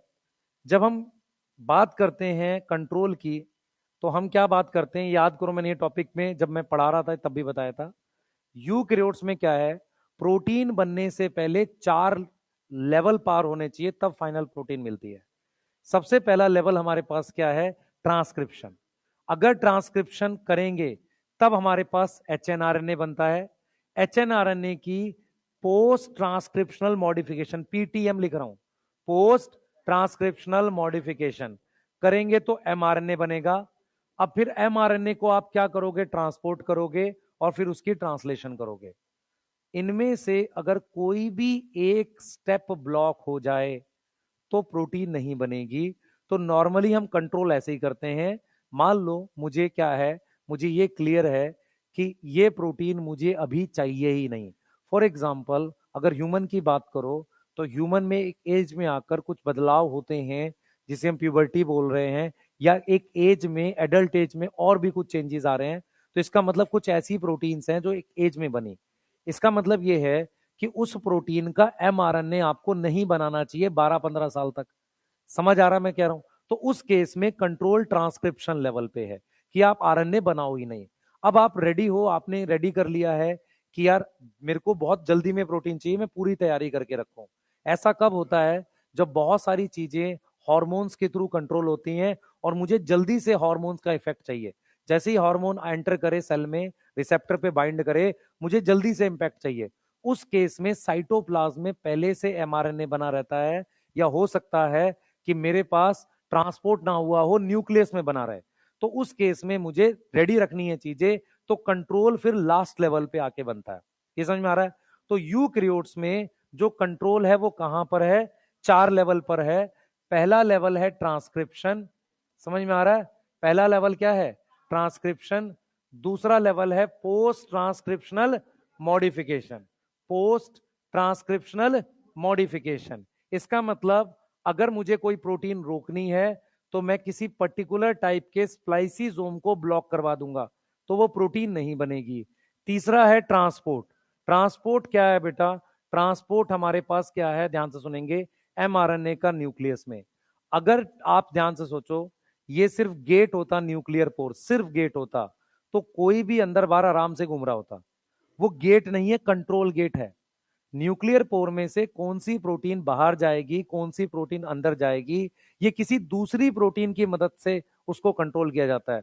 कुछ आदमी रखे हुए हैं, कुछ प्रोटीन रखे हुए हैं सेल के अंदर, जो ये तय करते हैं कि इनको, इन लोगों को अंदर जाना है और इन लोगों को बाहर आता है। ये बात समझ में आ रही है? ऐसा नहीं होता कि मान लो हमें एमआरएनए है जो बाहर आया था प्रोटीन बनाने के लिए, उसको बिना बात के दोबारा अंदर भेज दें, ऐसा नहीं होता। या जिस प्रोटीन की जरूरत न्यूक्लियस में नहीं है, वो बिना बात के न्यूक्लियस में घूमने गई हुई है।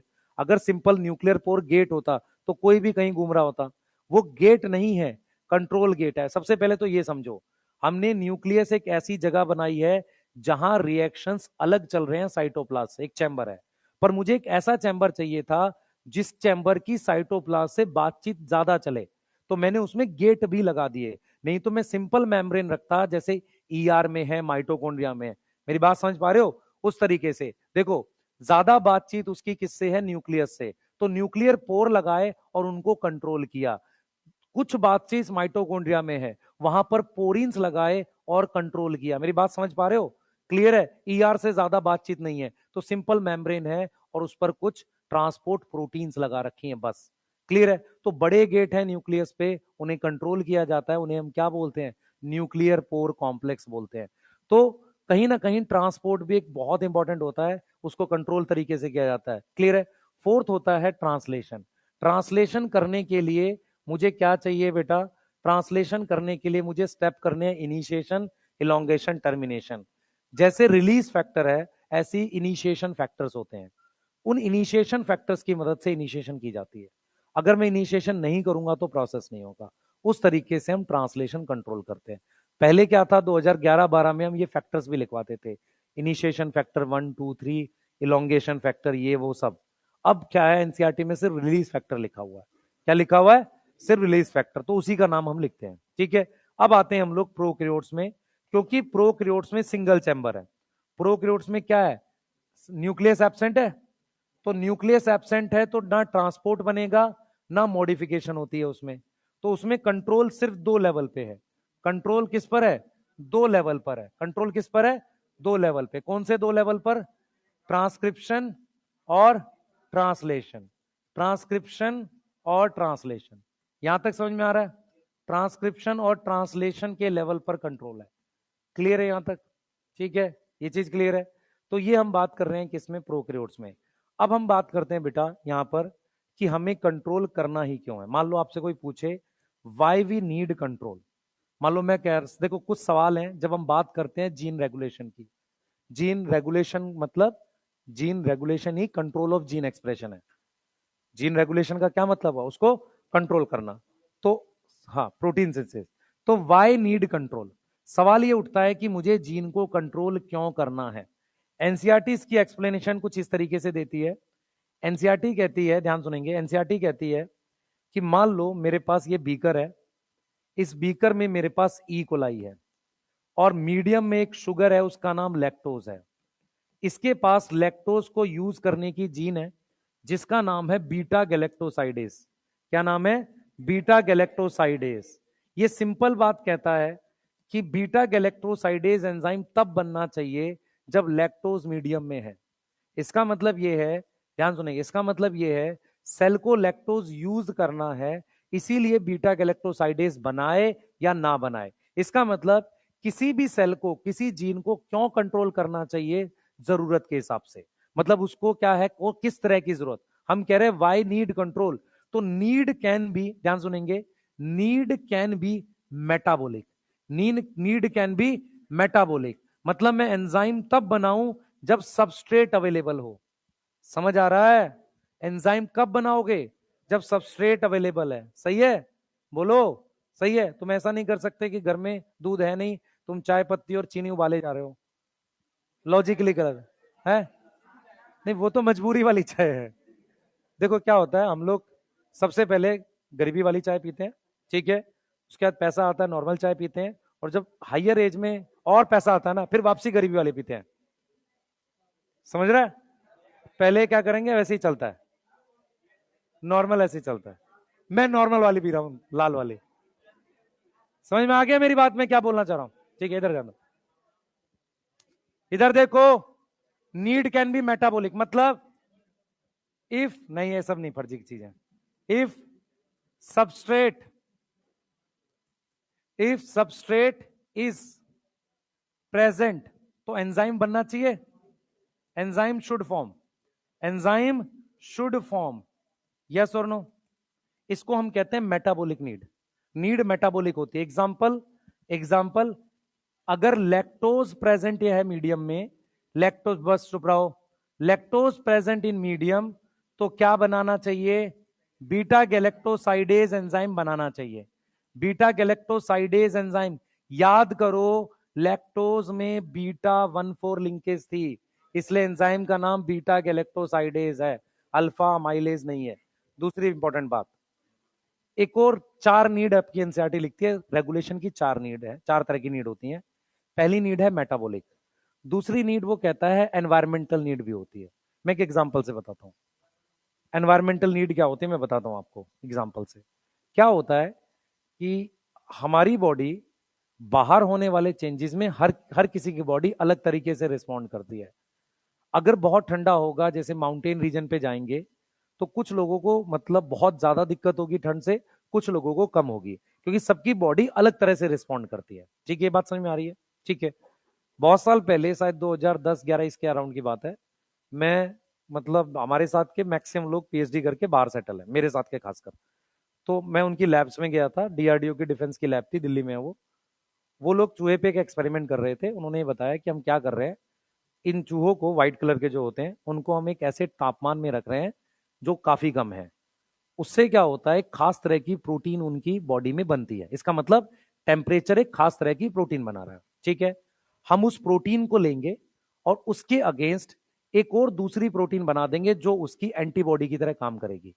फिर हम क्या करेंगे, किट डेवलप करेंगे जिसमें हम किसी का भी ब्लड सैंपल लेके ये चेक कर सकते हैं कि उसकी बॉडी में उस लो टेम्परेचर पे किस तरह का वो रिस्पॉन्स आ रहा है। मतलब मैं रिपीट करता हूं, हमारे मान लो माइस को लो तापमान पे रखा, टेम्परेचर लो देने के बाद उसकी बॉडी में कुछ खास तरह की प्रोटीन्स बनी। उस प्रोटीन से मैं किट डेवलप करूंगा जिसमें मैं किसी ह्यूमन के ब्लड का सैंपल लेके ये चेक कर सकता हूं कि ह्यूमन की बॉडी में वो प्रोटीन बन रही है, नहीं बन रही है, किस मात्रा में बन रही है। उससे फायदा ये होगा कि हम क्या करेंगे, जब सैनिकों को, ट्रूप्स को लद्दाख की साइड भेजेंगे, उसमें से कई बार ऐसा होता है हमने 200 लोग भेजे, कुछ लोगों को ज्यादा प्रॉब्लम हुई, वापसी लाना पड़ता है। बेस्ट तरीका ये है कि आप क्या करो, उनका कोई टेस्ट कर लो ऐसा। समझ आ रहा है? आपका वो टाइम बच जाएगा, आपका वो रिस्क बच जाएगा। ये क्लियर है? अब इसका क्या हुआ मुझे बिल्कुल कोई आइडिया नहीं, ना मेरी बात हुई उसके बाद, और ना मैं इंटरेस्टेड हूं पूछने के लिए। पर मैं ये बता रहा हूं आपको किस तरीके से चीजें डेवलप की जाती हैं। ठीक है, ये चीज समझ में आ रहा है? डिफेंस की लैब में बायो का काम सबसे ज्यादा चलता है। डिफेंस की लैब का ये मतलब नहीं है सब जगह मिसाइल बना रहा है। डिफेंस की लैब के बहुत सारे, हाँ, बायो बेस्ड चीजें हैं, वेपन नहीं बनाना है सिर्फ, बायो बेस्ड चीजें हैं जिसमें हम बेटर चीजें बना सकते हैं। ये समझ में आ रहा है? तो इसको हम कौन सी नीड बोल सकते हैं? Environmental need. क्या नीड बोल सकते हैं? Environmental need. उसके अलावा हमारी बॉडी में एज के साथ भी कुछ चीजें बनती हैं, दैट इज फिजियोलॉजिकल नीड। एक और नीड होती है जिसको हम डेवलपमेंटल नीड कहते हैं। अब ये डेवलपमेंटल नीड क्या होती है, मेरी बात सुनेंगे ध्यान से, आप ध्यान से सुनो। आपने जाइगोट सुना है? जाइगोट सुना? इधर दिखा, देखो बुक दिखा, देखो, ध्यान सुनो। मान लो हमारे पास ये बुक है, ध्यान सुनेंगे। इस बुक में जितने भी पेज हैं ये हमारी सेल की जीन है। हमारे सेल की कुछ जीन कोई काम नहीं करती, इतने पेज किसी काम के नहीं है। मतलब ये जंक डीएनए नॉन कोडिंग है। इनमें जीन है जो काम कर सकती है। सही है? अब इनमें भी क्या होता है, कुछ पेज ऐसे हैं जो सारे सेल में काम करते हैं, हेक्सोकाइनेज, सिट्रेट सिंथेज, वो एंजाइम जो जरूरी हैं। अब ये वो जीन है जिसकी वजह से सेल अलग होता है। मान लो ये इंसुलिन की जीन है, तो ये मेरे पास बीटा सेल पेनक्रियाज में काम कर रही है, ये स्किन सेल में काम कर रही है। इसका मतलब टोटल डीएनए में से कुछ डीएनए नॉन कोडिंग है, कोडिंग वाले में से भी कुछ जीन है जो जो सब पे काम करती हैं, सब में कॉमन है। कुछ जीन सब में कॉमन है, हेक्सोकाइनेज की, ग्लाइकोलिसिस की सारी जीन, ये सारी जीन सब पे कॉमन है। ये वो अनकॉमन जीन है जो सेल्स को आपस में अलग बनाती है। अगर मैं स्टेम सेल की बात करता हूं, ध्यान सुनेंगे, मैं स्टेम सेल की बात करता हूं, ये सारी जीन एक्टिव हैं, भले ही प्रोटीन नहीं बने, एक्टिव है। जैसे जैसे सेल परमानेंट होता जाता है, तो मैंने क्या किया, स्किन सेल में इंसुलिन की जीन पे स्टेपलर लगा दिया, बंद, काम नहीं करेगी। अलग अलग सेल में अलग अलग जीन क्लोज कर देते हैं। समझ में आ रहा है? कुछ जीन कभी क्लोज नहीं करते, दैट इज जरूरी जीन। ठीक है, ये वो जीन है जिनमें अंतर करना। अच्छा, स्टेम सेल क्या है? सारी जीन खुली हुई हैं, जैसे जैसे डिफरेंशिएशन बढ़ेगी वैसे वैसे स्टेपलर लगते चले जाएंगे। प्लांट के केस में स्टेपलर वापिस खोलने का ऑप्शन है, डी डिफरेंशिएशन। एनिमल्स के केस में ये आप नहीं कर सकते। अगर आप ये कर सकते होते तो एक major problem organ transplantation solve हो जाती। आपको साइक्लोस्पोरिन ए इम्यूनोसप्रेसिव एजेंट देने की आवश्यकता नहीं होती, क्योंकि आप क्या करते, किसी भी ह्यूमन का सेल लेते, उसको डी डिफरेंशिएशन करके स्टेम सेल बनाते, स्टेम सेल बनाकर उससे वो ऑर्गन डेवलप करते लैब में, और वो जाता वो लगवा लेता। आज से हो सकता है हम लोग की एज में शायद ना आप लोग देख पाए, 30 40 50 साल के बाद ऐसा हो सकता है कि आदमी जाएगा, जैसे चार्जर बदल के आते हैं ऐसे किडनी बदल के आएगा। ये पॉसिबल है, मैं आपको जेन्युइन बता रहा हूं। लेकिन इससे पहले मैं आपको इससे पहले बता देता हूं, इससे पहले हम एनवायरमेंट को इतना ज्यादा पॉल्यूट कर चुके होंगे कि वो ज्यादा नुकसान कर रहा है। एक्चुअल में क्या है, हम प्रॉब्लम सॉल्व नहीं कर रहे हैं, हम नई टेक्निक खोज रहे हैं चीजें ठीक करने की, हम बेसिक प्रॉब्लम नहीं सॉल्व कर रहे हैं। बेसिक प्रॉब्लम आज भी वही है, ह्यूमन अभी भी नहीं समझ रहा उसके आसपास का जो वेस्ट है उसको रिमूव नहीं कर पा रहा है। पॉल्यूशन, सीवेज, ये मेन वेस्ट है, उसने वेस्ट को लेके प्लानिंग नहीं करी हुई है। सिर्फ ये प्रॉब्लम है और कोई प्रॉब्लम नहीं है। सही है, ये चीज समझ में आ रही है बेटा? ये क्लियर है? बोलो, ये वाला समझ में आ गया? डेवलपमेंटल नीड के लिए बता देता हूं, देखो क्या होता है। जाइगोट क्या है? स्टेम सेल है। जाइगोट से क्या बनता है? मोरूला। जाइगोट से क्या बनता है? मोरूला। ये कोऑर्डिनेशन ऑफ मैनी जीन्स होता है। सारी बहुत सारी जीन आपस में क्या करती हैं? कोऑर्डिनेट करके एक्सप्रेस करती हैं। समझ में आ रहा है? जैसे जाइगोट है, कुछ एक्सपेरिमेंट ऐसे भी थे। जाइगोट से मोरूला बना, मोरूला में अभी भी स्टेम सेल है। ब्लास्टोसिस्ट बना, फिर जर्म लेयर वगैरह बन रही हैं। जब जर्म लेयर बन जाती हैं तो लेयर्स का फंक्शन फिक्स हो जाता है, ऑर्गन फिक्स हो जाते हैं। इसके एक्सपेरिमेंट किए गए हैं कुछ एनिमल्स में, मैमल्स पे किए गए हैं, कुछ वैसे छोटे मैमल्स पे, या कुछ फ्रॉग वगैरह पे किए डेवलपमेंट के समय। उसमें क्या किया गया था, जर्म लेयर की पोजीशन बदल ली। ये 3 जर्म लेयर है, इसका सेल उठा के यहां लगा दिया, तो पता चला उसका हाथ सर पे डेवलप हो गया। मेरी बात समझ पा रहे हो मैं क्या बोल रहा हूं? एक्चुअल में ऑर्गन की पोजीशन जर्म लेयर के थ्रू डिसाइड हो जाती है। अगर आप जर्म लेयर बनने के बाद चीजों के सेल को इधर उधर कर दो, उसका फेट फिक्स हो चुका है, तो ऑर्गन्स कुछ अजीब बनने लगेंगे। ऐसे एक्सपेरिमेंट्स हैं ऑलरेडी। ठीक है, टोड है एक, जीनोपस लेविस, उस पर बहुत एक्सपेरिमेंट है ऐसे। क्लियर है? यहां तक समझ में आ गई? ठीक है, इसको लेके, रिसर्च को लेके कोई इंटरेस्टेड मत होना, क्योंकि उसमें बहुत मुश्किल है अच्छा कर पाना और इनकम आना। ठीक है, चलो ये चीज ठीक है। वाई नीड कंट्रोल क्लियर है? ठीक है, अब मैं आपको 2 चीजें और बता रहा हूं। अरे रुक जा, आपको छुट्टी नहीं, पहले इसको लिख लो, 10 मिनट और पढ़ेंगे कम से कम, लिख लो।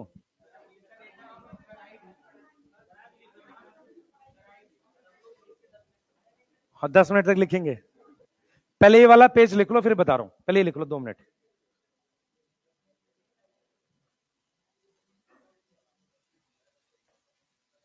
बेटा कल इकोलॉजी चालू करेंगे, मैं फिर रिपीट कर रहा हूं। डीएनए फिंगरप्रिंटिंग और ह्यूमन जीनोम प्रोजेक्ट आपको देखना पड़ेगा, वैसे मैं उसके क्वेश्चंस कर रहा हूं। अच्छा, पहले इकोलॉजी खत्म करेंगे, उसके बाद देखेंगे।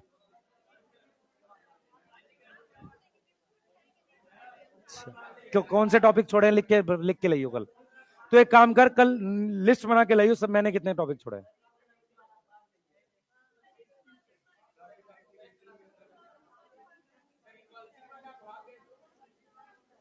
तो तब भी तू रिकॉर्डेड ही देखेगा, तेरे पास ऑप्शन है। पहले करो, लिखो इसे जल्दी। तेरे को डीएनए फिंगरप्रिंटिंग करना चाहिए, तेरे को ये भी नहीं पता करना कौन सा है, नालायक।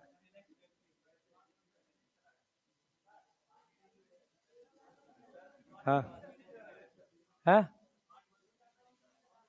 नहीं बेटा, एक्चुअल में क्या होता है मैं तुझे बता, दिक्कत क्या है। Human genome project, DNA fingerprinting बिल्कुल डिफरेंट टॉपिक है। क्या होता है जब इसमें पढ़ते जाते हैं ना, टॉपिक आसान लगते चले जाते हैं, आपस में जुड़े हुए हैं, उसमें वो सारा बताना पड़ता है।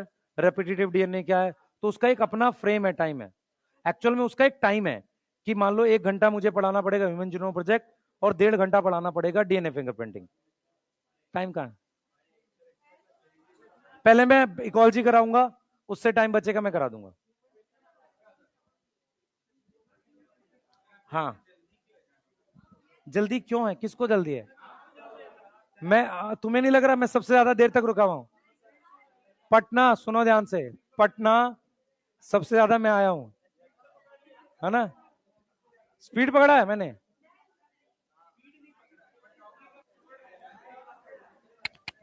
भगवान, पाप लगेगा तुझे है? ये तो करो पहले तुम लोग, मैं करा दूंगा, शांति रखो बस। ठीक है, अब चुप रहो, शांति रखो, मैं करा दूंगा। पहले इसको लिखो। बेटा कोई टॉपिक नहीं छोड़ा गया है, ठीक है? जो तुम झूठ झूठ बोल रहे हो शुरू से लास्ट तक लिस्ट बना ले आना। और बोलो है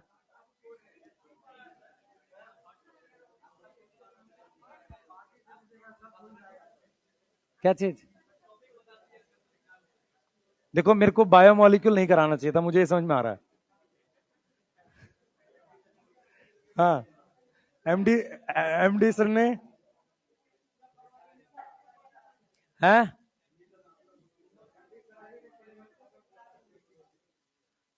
रुक जा भाई, बस ठीक है, आ जाओ। चलो ठीक है, देख लो बस ये वाला बता के। कल सुनो ध्यान से सुनो। अरे सुन लिया करो भाई, बोले जा रहे हो। सुन लो ध्यान से, इसको समझा रहा हूं पहले मैं, सुन लो ध्यान से, इसको समझा रहा हूं मैं। उसके बाद आप सुनो इस ध्यान से, इसको समझाने के बाद आपको जो भी ब्रेक आपकी वो क्लास होगी, कल इसको कंप्लीट करेंगे, इकोलॉजी चालू करेंगे। मैं बीच में दोनों करा दूंगा, ह्यूमन जीनोम प्रोजेक्ट और डीएनए फिंगरप्रिंटिंग। मैं क्लास में समझाऊंगा, लिखवाऊंगा नहीं, पहले बोलूंगा। ठीक है, ह्यूमन जीनोम प्रोजेक्ट मैं समझा दूंगा आपको, एनसीईआरटी साथ पढ़वाऊंगा। ठीक है, चांसेस है मैं डीएनए फिंगरप्रिंटिंग जरूर करा दूंगा एक बार को, ह्यूमन जीनोम प्रोजेक्ट फिर भी आप देख पाओगे। रीजन क्या है, डीएनए फिंगरप्रिंटिंग नहीं समझ में आता। ठीक है, वो ज्यादा मुश्किल है। क्लियर है, यहां तक कोई दिक्कत किसी को नहीं। अभी भी ऐसे देख रहा नालायक, पिटाई कर दूं तेरी मैं। मैंने कितना पढ़ा दिया तुझे पता ही नहीं अभी भी। इधर देखो, इधर देखो, बस अब शांति रखो। ठीक है, अब शांति रखो, जो मैं बता रहा हूं। अब कोई पार्टी नहीं है, इधर आ जाओ। तुमने अपनी पार्टी डीएनए फिंगरप्रिंटिंग के थ्रू एक्सचेंज कर ली है। ठीक है, माइक्रोब जूलॉजी में कर ले। इधर देखो, लास्ट टॉपिक है, सुनो इसको ध्यान से। लैक ऑपिरॉन में कल कराऊंगा, बस चुप शांति रखो। पढ़ इधर चुपचाप। देखो इधर, हमारे पास क्या होता है, बोर्ड पे ध्यान दो। यहां पर मेन कंट्रोल है जो आपको समझना है, और यही चैप्टर में आपको रेगुलेशन में आना चाहिए। जीन हमारे पास किस किस तरह की होती है समझो। जीन हमारे पास किस किस तरह की होती है। एक हमारे पास रेगुलेटर जीन होती है, एक हमारे पास स्ट्रक्चरल जीन होती है। इसका क्या मतलब है समझो। जैसे मैंने यहां पर लिखा है रेगुलेटर जीन, और एक मैंने लिखा है स्ट्रक्चरल जीन।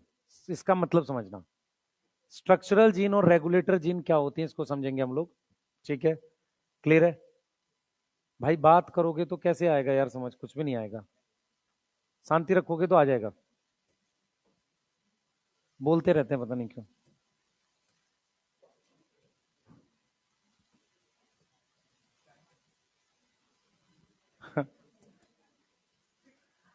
इधर देखो भाई, हम यहाँ पे लिख रहे हैं रेगुलेटर और स्ट्रक्चरल जीन। रेगुलेटर जीन और इसका फर्क क्या होता है। स्ट्रक्चरल जीन क्या करती है बेटा, एमआरएनए बनाती है, और उस एमआरएनए से वो एक एंजाइम बनाती है। क्या बनाती है, एंजाइम बनाती है। रेगुलेटर जीन से एमआरएनए बनाने के लिए यहां पर मेरे पास प्रोमोटर प्रेजेंट होता है। ये आरएनए पॉलीमरेज है जो अपना क्या करेगा, जो यहां पर क्या करता है, जाकर आरएनए बनाता है प्रमोटर पे लग के। यस, आरएनए पॉलीमरेज है जो ट्रांसक्रिप्शन करता है। सही है। अब आती है रेगुलेटर जीन, ध्यान से देखना इंपॉर्टेंट है। रेगुलेटर जीन से भी एमआरएनए बनता है, इसका भी अपना प्रमोटर टर्मिनेटर होगा, और इससे एक प्रोटीन बनती है, इसको कहते हैं रेगुलेटर प्रोटीन। इसको क्या बोलते हैं, रेगुलेटर प्रोटीन। अब ध्यान से सुनो, रेगुलेटर प्रोटीन कैसे काम करती है। रेगुलेटर का मतलब है किसी चीज को ऑन और ऑफ कर सकना। ठीक है, रेगुलेटर प्रोटीन को मान लो इसको ऑफ करना है, इसको रोकना है ट्रांसक्रिप्शन से। ट्रांसक्रिप्शन से क्या करना है, रोकना है कि तू ट्रांसक्रिप्शन मत कर। वो दो तरीके से काम करती है। पहला तरीका यह है कि वो इसके साथ लग कर इसको रोक सकती है, आरएनए पॉलीमरेज के साथ। दूसरा तरीका यह है कि यहां पर कुछ सीक्वेंसेस होते हैं, या तो इस साइड होते हैं या इस साइड होते हैं या इस पर होते हैं, उन्हें कहते हैं रेगुलेटरी सीक्वेंस। जैसे कि हम एक पढ़ते थे ऑपरेटर, तो उसको क्या बोलते हैं, रेगुलेटरी सीक्वेंस। क्या बोलते हैं, रेगुलेटरी सीक्वेंस। तो दूसरा तरीका है कि ये जाकर इस रेगुलेटरी सीक्वेंस पे लग जाती है। ये जाकर किस पर लग जाती है, रेगुलेटरी सीक्वेंस पे लग जाती है। मेरी बात समझो ध्यान से। रेगुलेटर प्रोटीन दो तरीके से काम करती है, ध्यान से समझेंगे। मान लो मेरे पास रेगुलेटर जीन है, तो हमने यहां पर लिखा टाइप ऑफ जीन। तो स्ट्रक्चरल जीन क्या करती है बेटा? प्रोटीन बनाती है, एंजाइम बनाती है। तो स्ट्रक्चरल जीन क्या करती है? एंजाइम फॉर्म करती है। कोई दिक्कत है किसी को? नहीं। अब आते हैं रेगुलेटर जीन। रेगुलेटर जीन जो है, रेगुलेटर जीन जो है वो बनाती है रेगुलेटर प्रोटीन, वो बनाती है रेगुलेटर प्रोटीन। और रेगुलेटर प्रोटीन दो तरीके से काम कर सकती है। या तो वो स्विच ऑफ करती है किसी चीज को। अगर वो स्विच ऑफ करेगी, स्विच ऑफ करेगी ट्रांसक्रिप्शन। क्या करेगी? स्विच ऑफ कर रही है क्या? ट्रांसक्रिप्शन। ऐसी रेगुलेशन को हम कहते हैं नेगेटिव रेगुलेशन। क्या बोलते हैं? नेगेटिव रेगुलेशन, रोक रहा है। क्लियर है? यस। और यहां पर अगर वो ट्रांसक्रिप्शन को क्या कर दे? स्विच ऑन कर दे। स्विच ऑन कर दे किसको? ट्रांसक्रिप्शन को। तो उसको क्या बोलते हैं बेटा? उसको बोलते हैं पॉजिटिव रेगुलेशन। क्या बोलते हैं? पॉजिटिव रेगुलेशन बोलते हैं। क्या यहां तक कोई दिक्कत है? नेगेटिव और पॉजिटिव रेगुलेशन समझ में आ गया?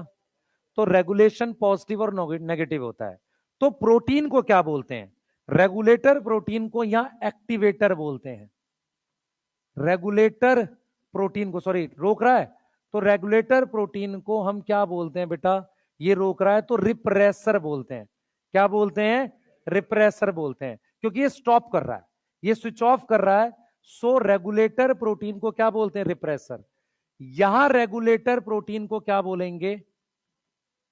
नहीं, यहां रेगुलेटर प्रोटीन को एक्टिवेटर बोलते हैं। क्या बोलते हैं? एक्टिवेटर, क्योंकि वो क्या कर रही है? स्विच ऑन कर रही है। फिर रिपीट करेंगे। दो प्रकार की जीन होती हैं काम को लेके। स्ट्रक्चरल जीन एंजाइम बनाती है, रेगुलेटर जीन स्ट्रक्चरल जीन को कंट्रोल करती है। सही है? तो रेगुलेटर जीन क्या है? प्रोड्यूस रेगुलेटर प्रोटीन, जो किसको कंट्रोल करती है? स्ट्रक्चरल जीन को। Control structural gene. यस और नो? कोई दिक्कत है? नहीं। अब आगे आ जाओ। अब हम ये देखेंगे कि जब ये इसको कंट्रोल कर रही है, जिसमें हम कह रहे हैं कि रोक रही है, तो ये स्टॉप कैसे करती है?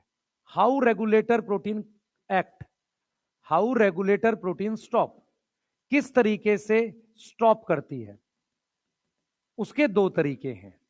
ए क्या करेगा? क्या करेगा? स्टॉप करेगा आरएनए पॉलीमरेज को। यस, स्टॉप किसको करेगा? आरएनए पॉलीमरेज को स्टॉप करेगा डायरेक्टली। कहेगा तू जाके मत लग। दूसरा, उसकी जगह पर जाकर बैठ जाएगा, कहीं ऐसी जगह बैठ जाएगा कि आरएनए पॉलीमरेज लग ही नहीं पाएगा। मान लो आरएनए पॉलीमरेज यहां प्रोमोटर पे लगना चाहता है, ये रेगुलेटर प्रोटीन जाकर यहां लग गई कहीं, उसको लगने नहीं देगी। दोनों केस में ट्रांसक्रिप्शन ही रुक रहा है। पहला तरीका क्या है? डायरेक्टली रोक देना। दूसरे केस में इनडायरेक्टली। तो दूसरे केस में क्या होगा कि रेगुलेटर प्रोटीन क्या करेगी? हाँ, बाइंड होगी रेगुलेटर सीक्वेंस पे, bind on regulator sequence. Yes, सही है। जिसे आज हम पढ़ेंगे लैक ऑपिरॉन में ऑपरेटर। क्या है? ऑपरेटर। और प्रिवेंट करेगा आरएनए पॉलीमरेज को बाइंड करना। Prevent RNA polymerase binding, RNA polymerase को बाइंड करने नहीं देगा। क्या यहां तक कोई दिक्कत है? समझ में आया? तो दो तरीके से काम कर सकती है। अब हम यहां पर क्या लिखते हैं बेटा? इसका मतलब हमारे पास दो तरह का रेगुलेशन हो गया, टाइप ऑफ रेगुलेशन दो तरह का हो गया। एक हो गया पॉजिटिव, यस, एक हो गया फीडबैक नहीं है, पॉजिटिव, और दूसरा नेगेटिव। कोई दिक्कत है यहां तक? तो दो तरह का रेगुलेशन हो गया, पॉजिटिव और नेगेटिव, यहां के हिसाब से बता रहा है। ये नेगेटिव है, ये पॉजिटिव है। अब देखो, उसके अलावा हमारे पास टाइप ऑफ जीन दो तरीके की होती हैं। टाइप ऑफ जीन फिर से दो तरीके की हैं। एक होती है कॉन्स्टिट्यूटिव टाइप ऑफ जीन, दो तरीके की। एक एग्जांपल से समझाता हूं। आपके घर में इन स्विचेस में जो लाइट आ रही है, ठीक है, उससे आप फैन ऑन ऑफ कर सकते हो, ठीक है। तो घर में दो तरह के स्विच है। एक स्विच वो है, ध्यान सुनेंगे, एक स्विच वो है जिससे आप घर की लाइट ऑन ऑफ कर रहे हो, दूसरा स्विच मेन स्विच है जो हमेशा ऑन है, तभी आप इसको यूज कर पा रहे हो। समझ आ रहा है? समझ आ रहा है? तो हाँ, एमसीबी। तो इसका मतलब ये हुआ कि कुछ स्विच या कुछ जीन ऐसी होती हैं जो हमेशा ऑन रहती है, उन्हें कभी ऑफ नहीं किया जाता। क्लियर है? जैसे मान लो अगर मुझे इस स्ट्रक्चरल जीन को कंट्रोल करना है, तो ऑन ऑफ करना है, तो ये हमेशा ऑन होनी चाहिए। समझ आ रहा है? ये हमेशा ऑन होगी तभी तो इसको ऑन ऑफ करूंगा। बोलो, मेन स्विच ऑन है तभी तो इस स्विच की वैल्यू है ऑन ऑफ की, नहीं तो वैल्यू खत्म हो गई, डायरेक्ट हो जाएगा। सही है? तो हमारे पास कॉन्स्टिट्यूटिव जीन वो होती है विच एक्सप्रेस ऑलवेज, जो क्या है? Express always. इसे ही हाउस कीपिंग जीन कहते हैं, जो हमेशा एक्सप्रेस करती है, इसको कभी कंट्रोल नहीं किया जाता, नेवर अंडर कंट्रोल, ये किसी प्रकार के कंट्रोल में नहीं है। इसे ही हाउस कीपिंग जीन कहते हैं। इसे ही क्या बोलते हैं? हाउस कीपिंग जीन, जो जीन को कंट्रोल करने की कोई आवश्यकता नहीं है। इसमें आ जाती है एक ये regulator gene. Yes, regulator gene हमेशा ऑन है। यस। दूसरा तुम्हारे पास टीआरएनए की जीन, एमआरएनए की जीन, सॉरी आरआरएनए की जीन, क्योंकि भाई कोई ना कोई तो हमेशा चाहिए राइबोसोम बनाने के लिए, ये जीन। उसके अलावा कुछ एमआरएनए की भी जीन। आप हेक्सोकाइनेस की जीन को कंट्रोल मत करो, नहीं तो सेल मर जाएगा। समझ में आ रहा है? सही है? ऐसी जीन जिसको कभी कंट्रोल नहीं किया जाता, उन्हें हाउस कीपिंग जीन कहते हैं। क्यों? क्योंकि हाउस कीपिंग डिपार्टमेंट कभी छुट्टी पे नहीं जाता। सही है? वो छुट्टी पे जाएगा तो सिस्टम बैठ जाएगा, चाहे हॉस्पिटल हो, चाहे मॉल हो, चाहे कोई भी सिस्टम हो। उनको शिफ्ट्स में रखते हैं, जैसे खासकर गार्ड्स वगैरह हो गए। सही है? शिफ्ट्स में रखते हैं, पर उन्हें हमेशा ऑन रखना पड़ता है, कोई और ऑप्शन नहीं। हाँ, आप ये बोल सकते हो नंबर चेंज हो सकता है, पर हमेशा ऑन रखते हैं। अब यहां पर नॉन कॉन्स्टिट्यूटिव क्या है बेटा? जिसको कंट्रोल करते हैं जी, which is under control, which is under control. तो जब आप लैक ऑपिरॉन पढ़ोगे ना, तो वहां पर मैं आपको क्लियरली पढ़ाऊंगा लैक ऑपिरॉन में, कि लैक ऑपिरॉन में हमारे पास रेगुलेटर जीन जो है, रेगुलेटर जीन जो है जिसे लैक आई कह रहे हैं, वो क्या है? कॉन्स्टिट्यूटिव है। बाकी जो बाकी की जीन है जो एंजाइम बना रही है, वो नॉन कॉन्स्टिट्यूटिव है, जिसको कंट्रोल किया जाता है। क्लियर है? भाई आप ऐसे समझो, देखो दो तरीके हैं, सुनो ध्यान से बेटा, ध्यान सुनो। हम क्या करते हैं मोस्ट ऑफ द टाइम, हम क्या करते हैं, ध्यान सुने, मोस्ट ऑफ द टाइम हम क्या करते हैं, regulator gene most of the time negative regulation पे बिलीव करती है। रीजन बताता हूं क्यों। घर में खाना बनता है जब, तो या तो गैस बंद है आप ऑन करोगे, या तो ऑन है या बंद करोगे, दो ही ऑप्शन होते हैं। सही है? अगर ऐसा हो कि हमेशा ऑन है, आपको कभी ऑफ करना पड़ा, बहुत वेस्टेज होगी। समझ में आ रहा है? तो जो स्ट्रक्चरल जीन है जो एंजाइम बनाती हैं, सही है, एंजाइम बनाती है और जरूरत के वक्त ही चाहिए उसे, मान लो लैक्टोज मीडियम में है, चाहिए, नहीं है तो नहीं चाहिए, तो उस जीन को बंद ही रखना चाहिए हमेशा, जरूरत पे ही तो खोलेंगे। समझ में आ रहा है? तो वहां कौन सा रेगुलेशन होना चाहिए? नेगेटिव, कि रिप्रेसर प्रोटीन बंद ही रखे, तू बंद रहे, जब जरूरत पड़ेगी मैं तब खोलूंगा तुझे। मेरी बात समझ पा रहे हो? सही है? तो नेगेटिव रेगुलेशन मोस्टली तब होता है जब आपको क्या है, जब आपको वो प्रोडक्ट बहुत कम या कभी कभी चाहिए। पॉजिटिव रेगुलेशन कब होता है? जब आपको ये पता है, जब आपको ये पता है ये परमानेंट चाहिए प्रोडक्ट, कभी कभी बंद करना पड़ेगा जब एक्सेस हो जाएगा। समझ आ रहा है मैं क्या पढ़ा रहा हूं? तो lac operon is an example of negative regulation. सही है? लैक ऑपिरॉन क्या है? नेगेटिव रेगुलेशन का। इसका मतलब वो जीन को परमानेंटली बंद रखते हैं, जब जरूरत पड़ती है तभी खोलते हैं, और जरूरत कब पड़ेगी? Lactose in medium. यस। हाँ, लैक्टोज अभी पढ़ाऊंगा मैं उसे, कल कल बताएंगे। ठीक है? यहीं पर रोक रहे हैं इसको, प्लीज रीड करके आना इसको, कल हम इसको कंप्लीट करेंगे और उसके बाद इकोलॉजी चालू करेंगे। मैं अपने आप करा दूंगा आपको डीएनए फिंगरप्रिंटिंग, टाइम लगेगा, मैं ह्यूमन जीनोम प्रोजेक्ट कर रहा हूं। दूसरा बेटा, इधर सुने सब लोग, क्वेश्चन भी बना लो।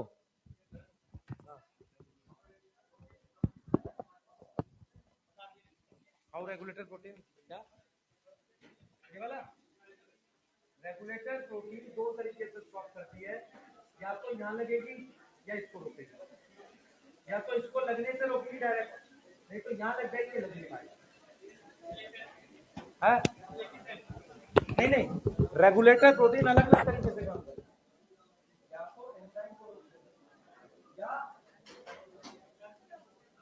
या क्या करें, वहां लग जाए, सब बन जाएगा।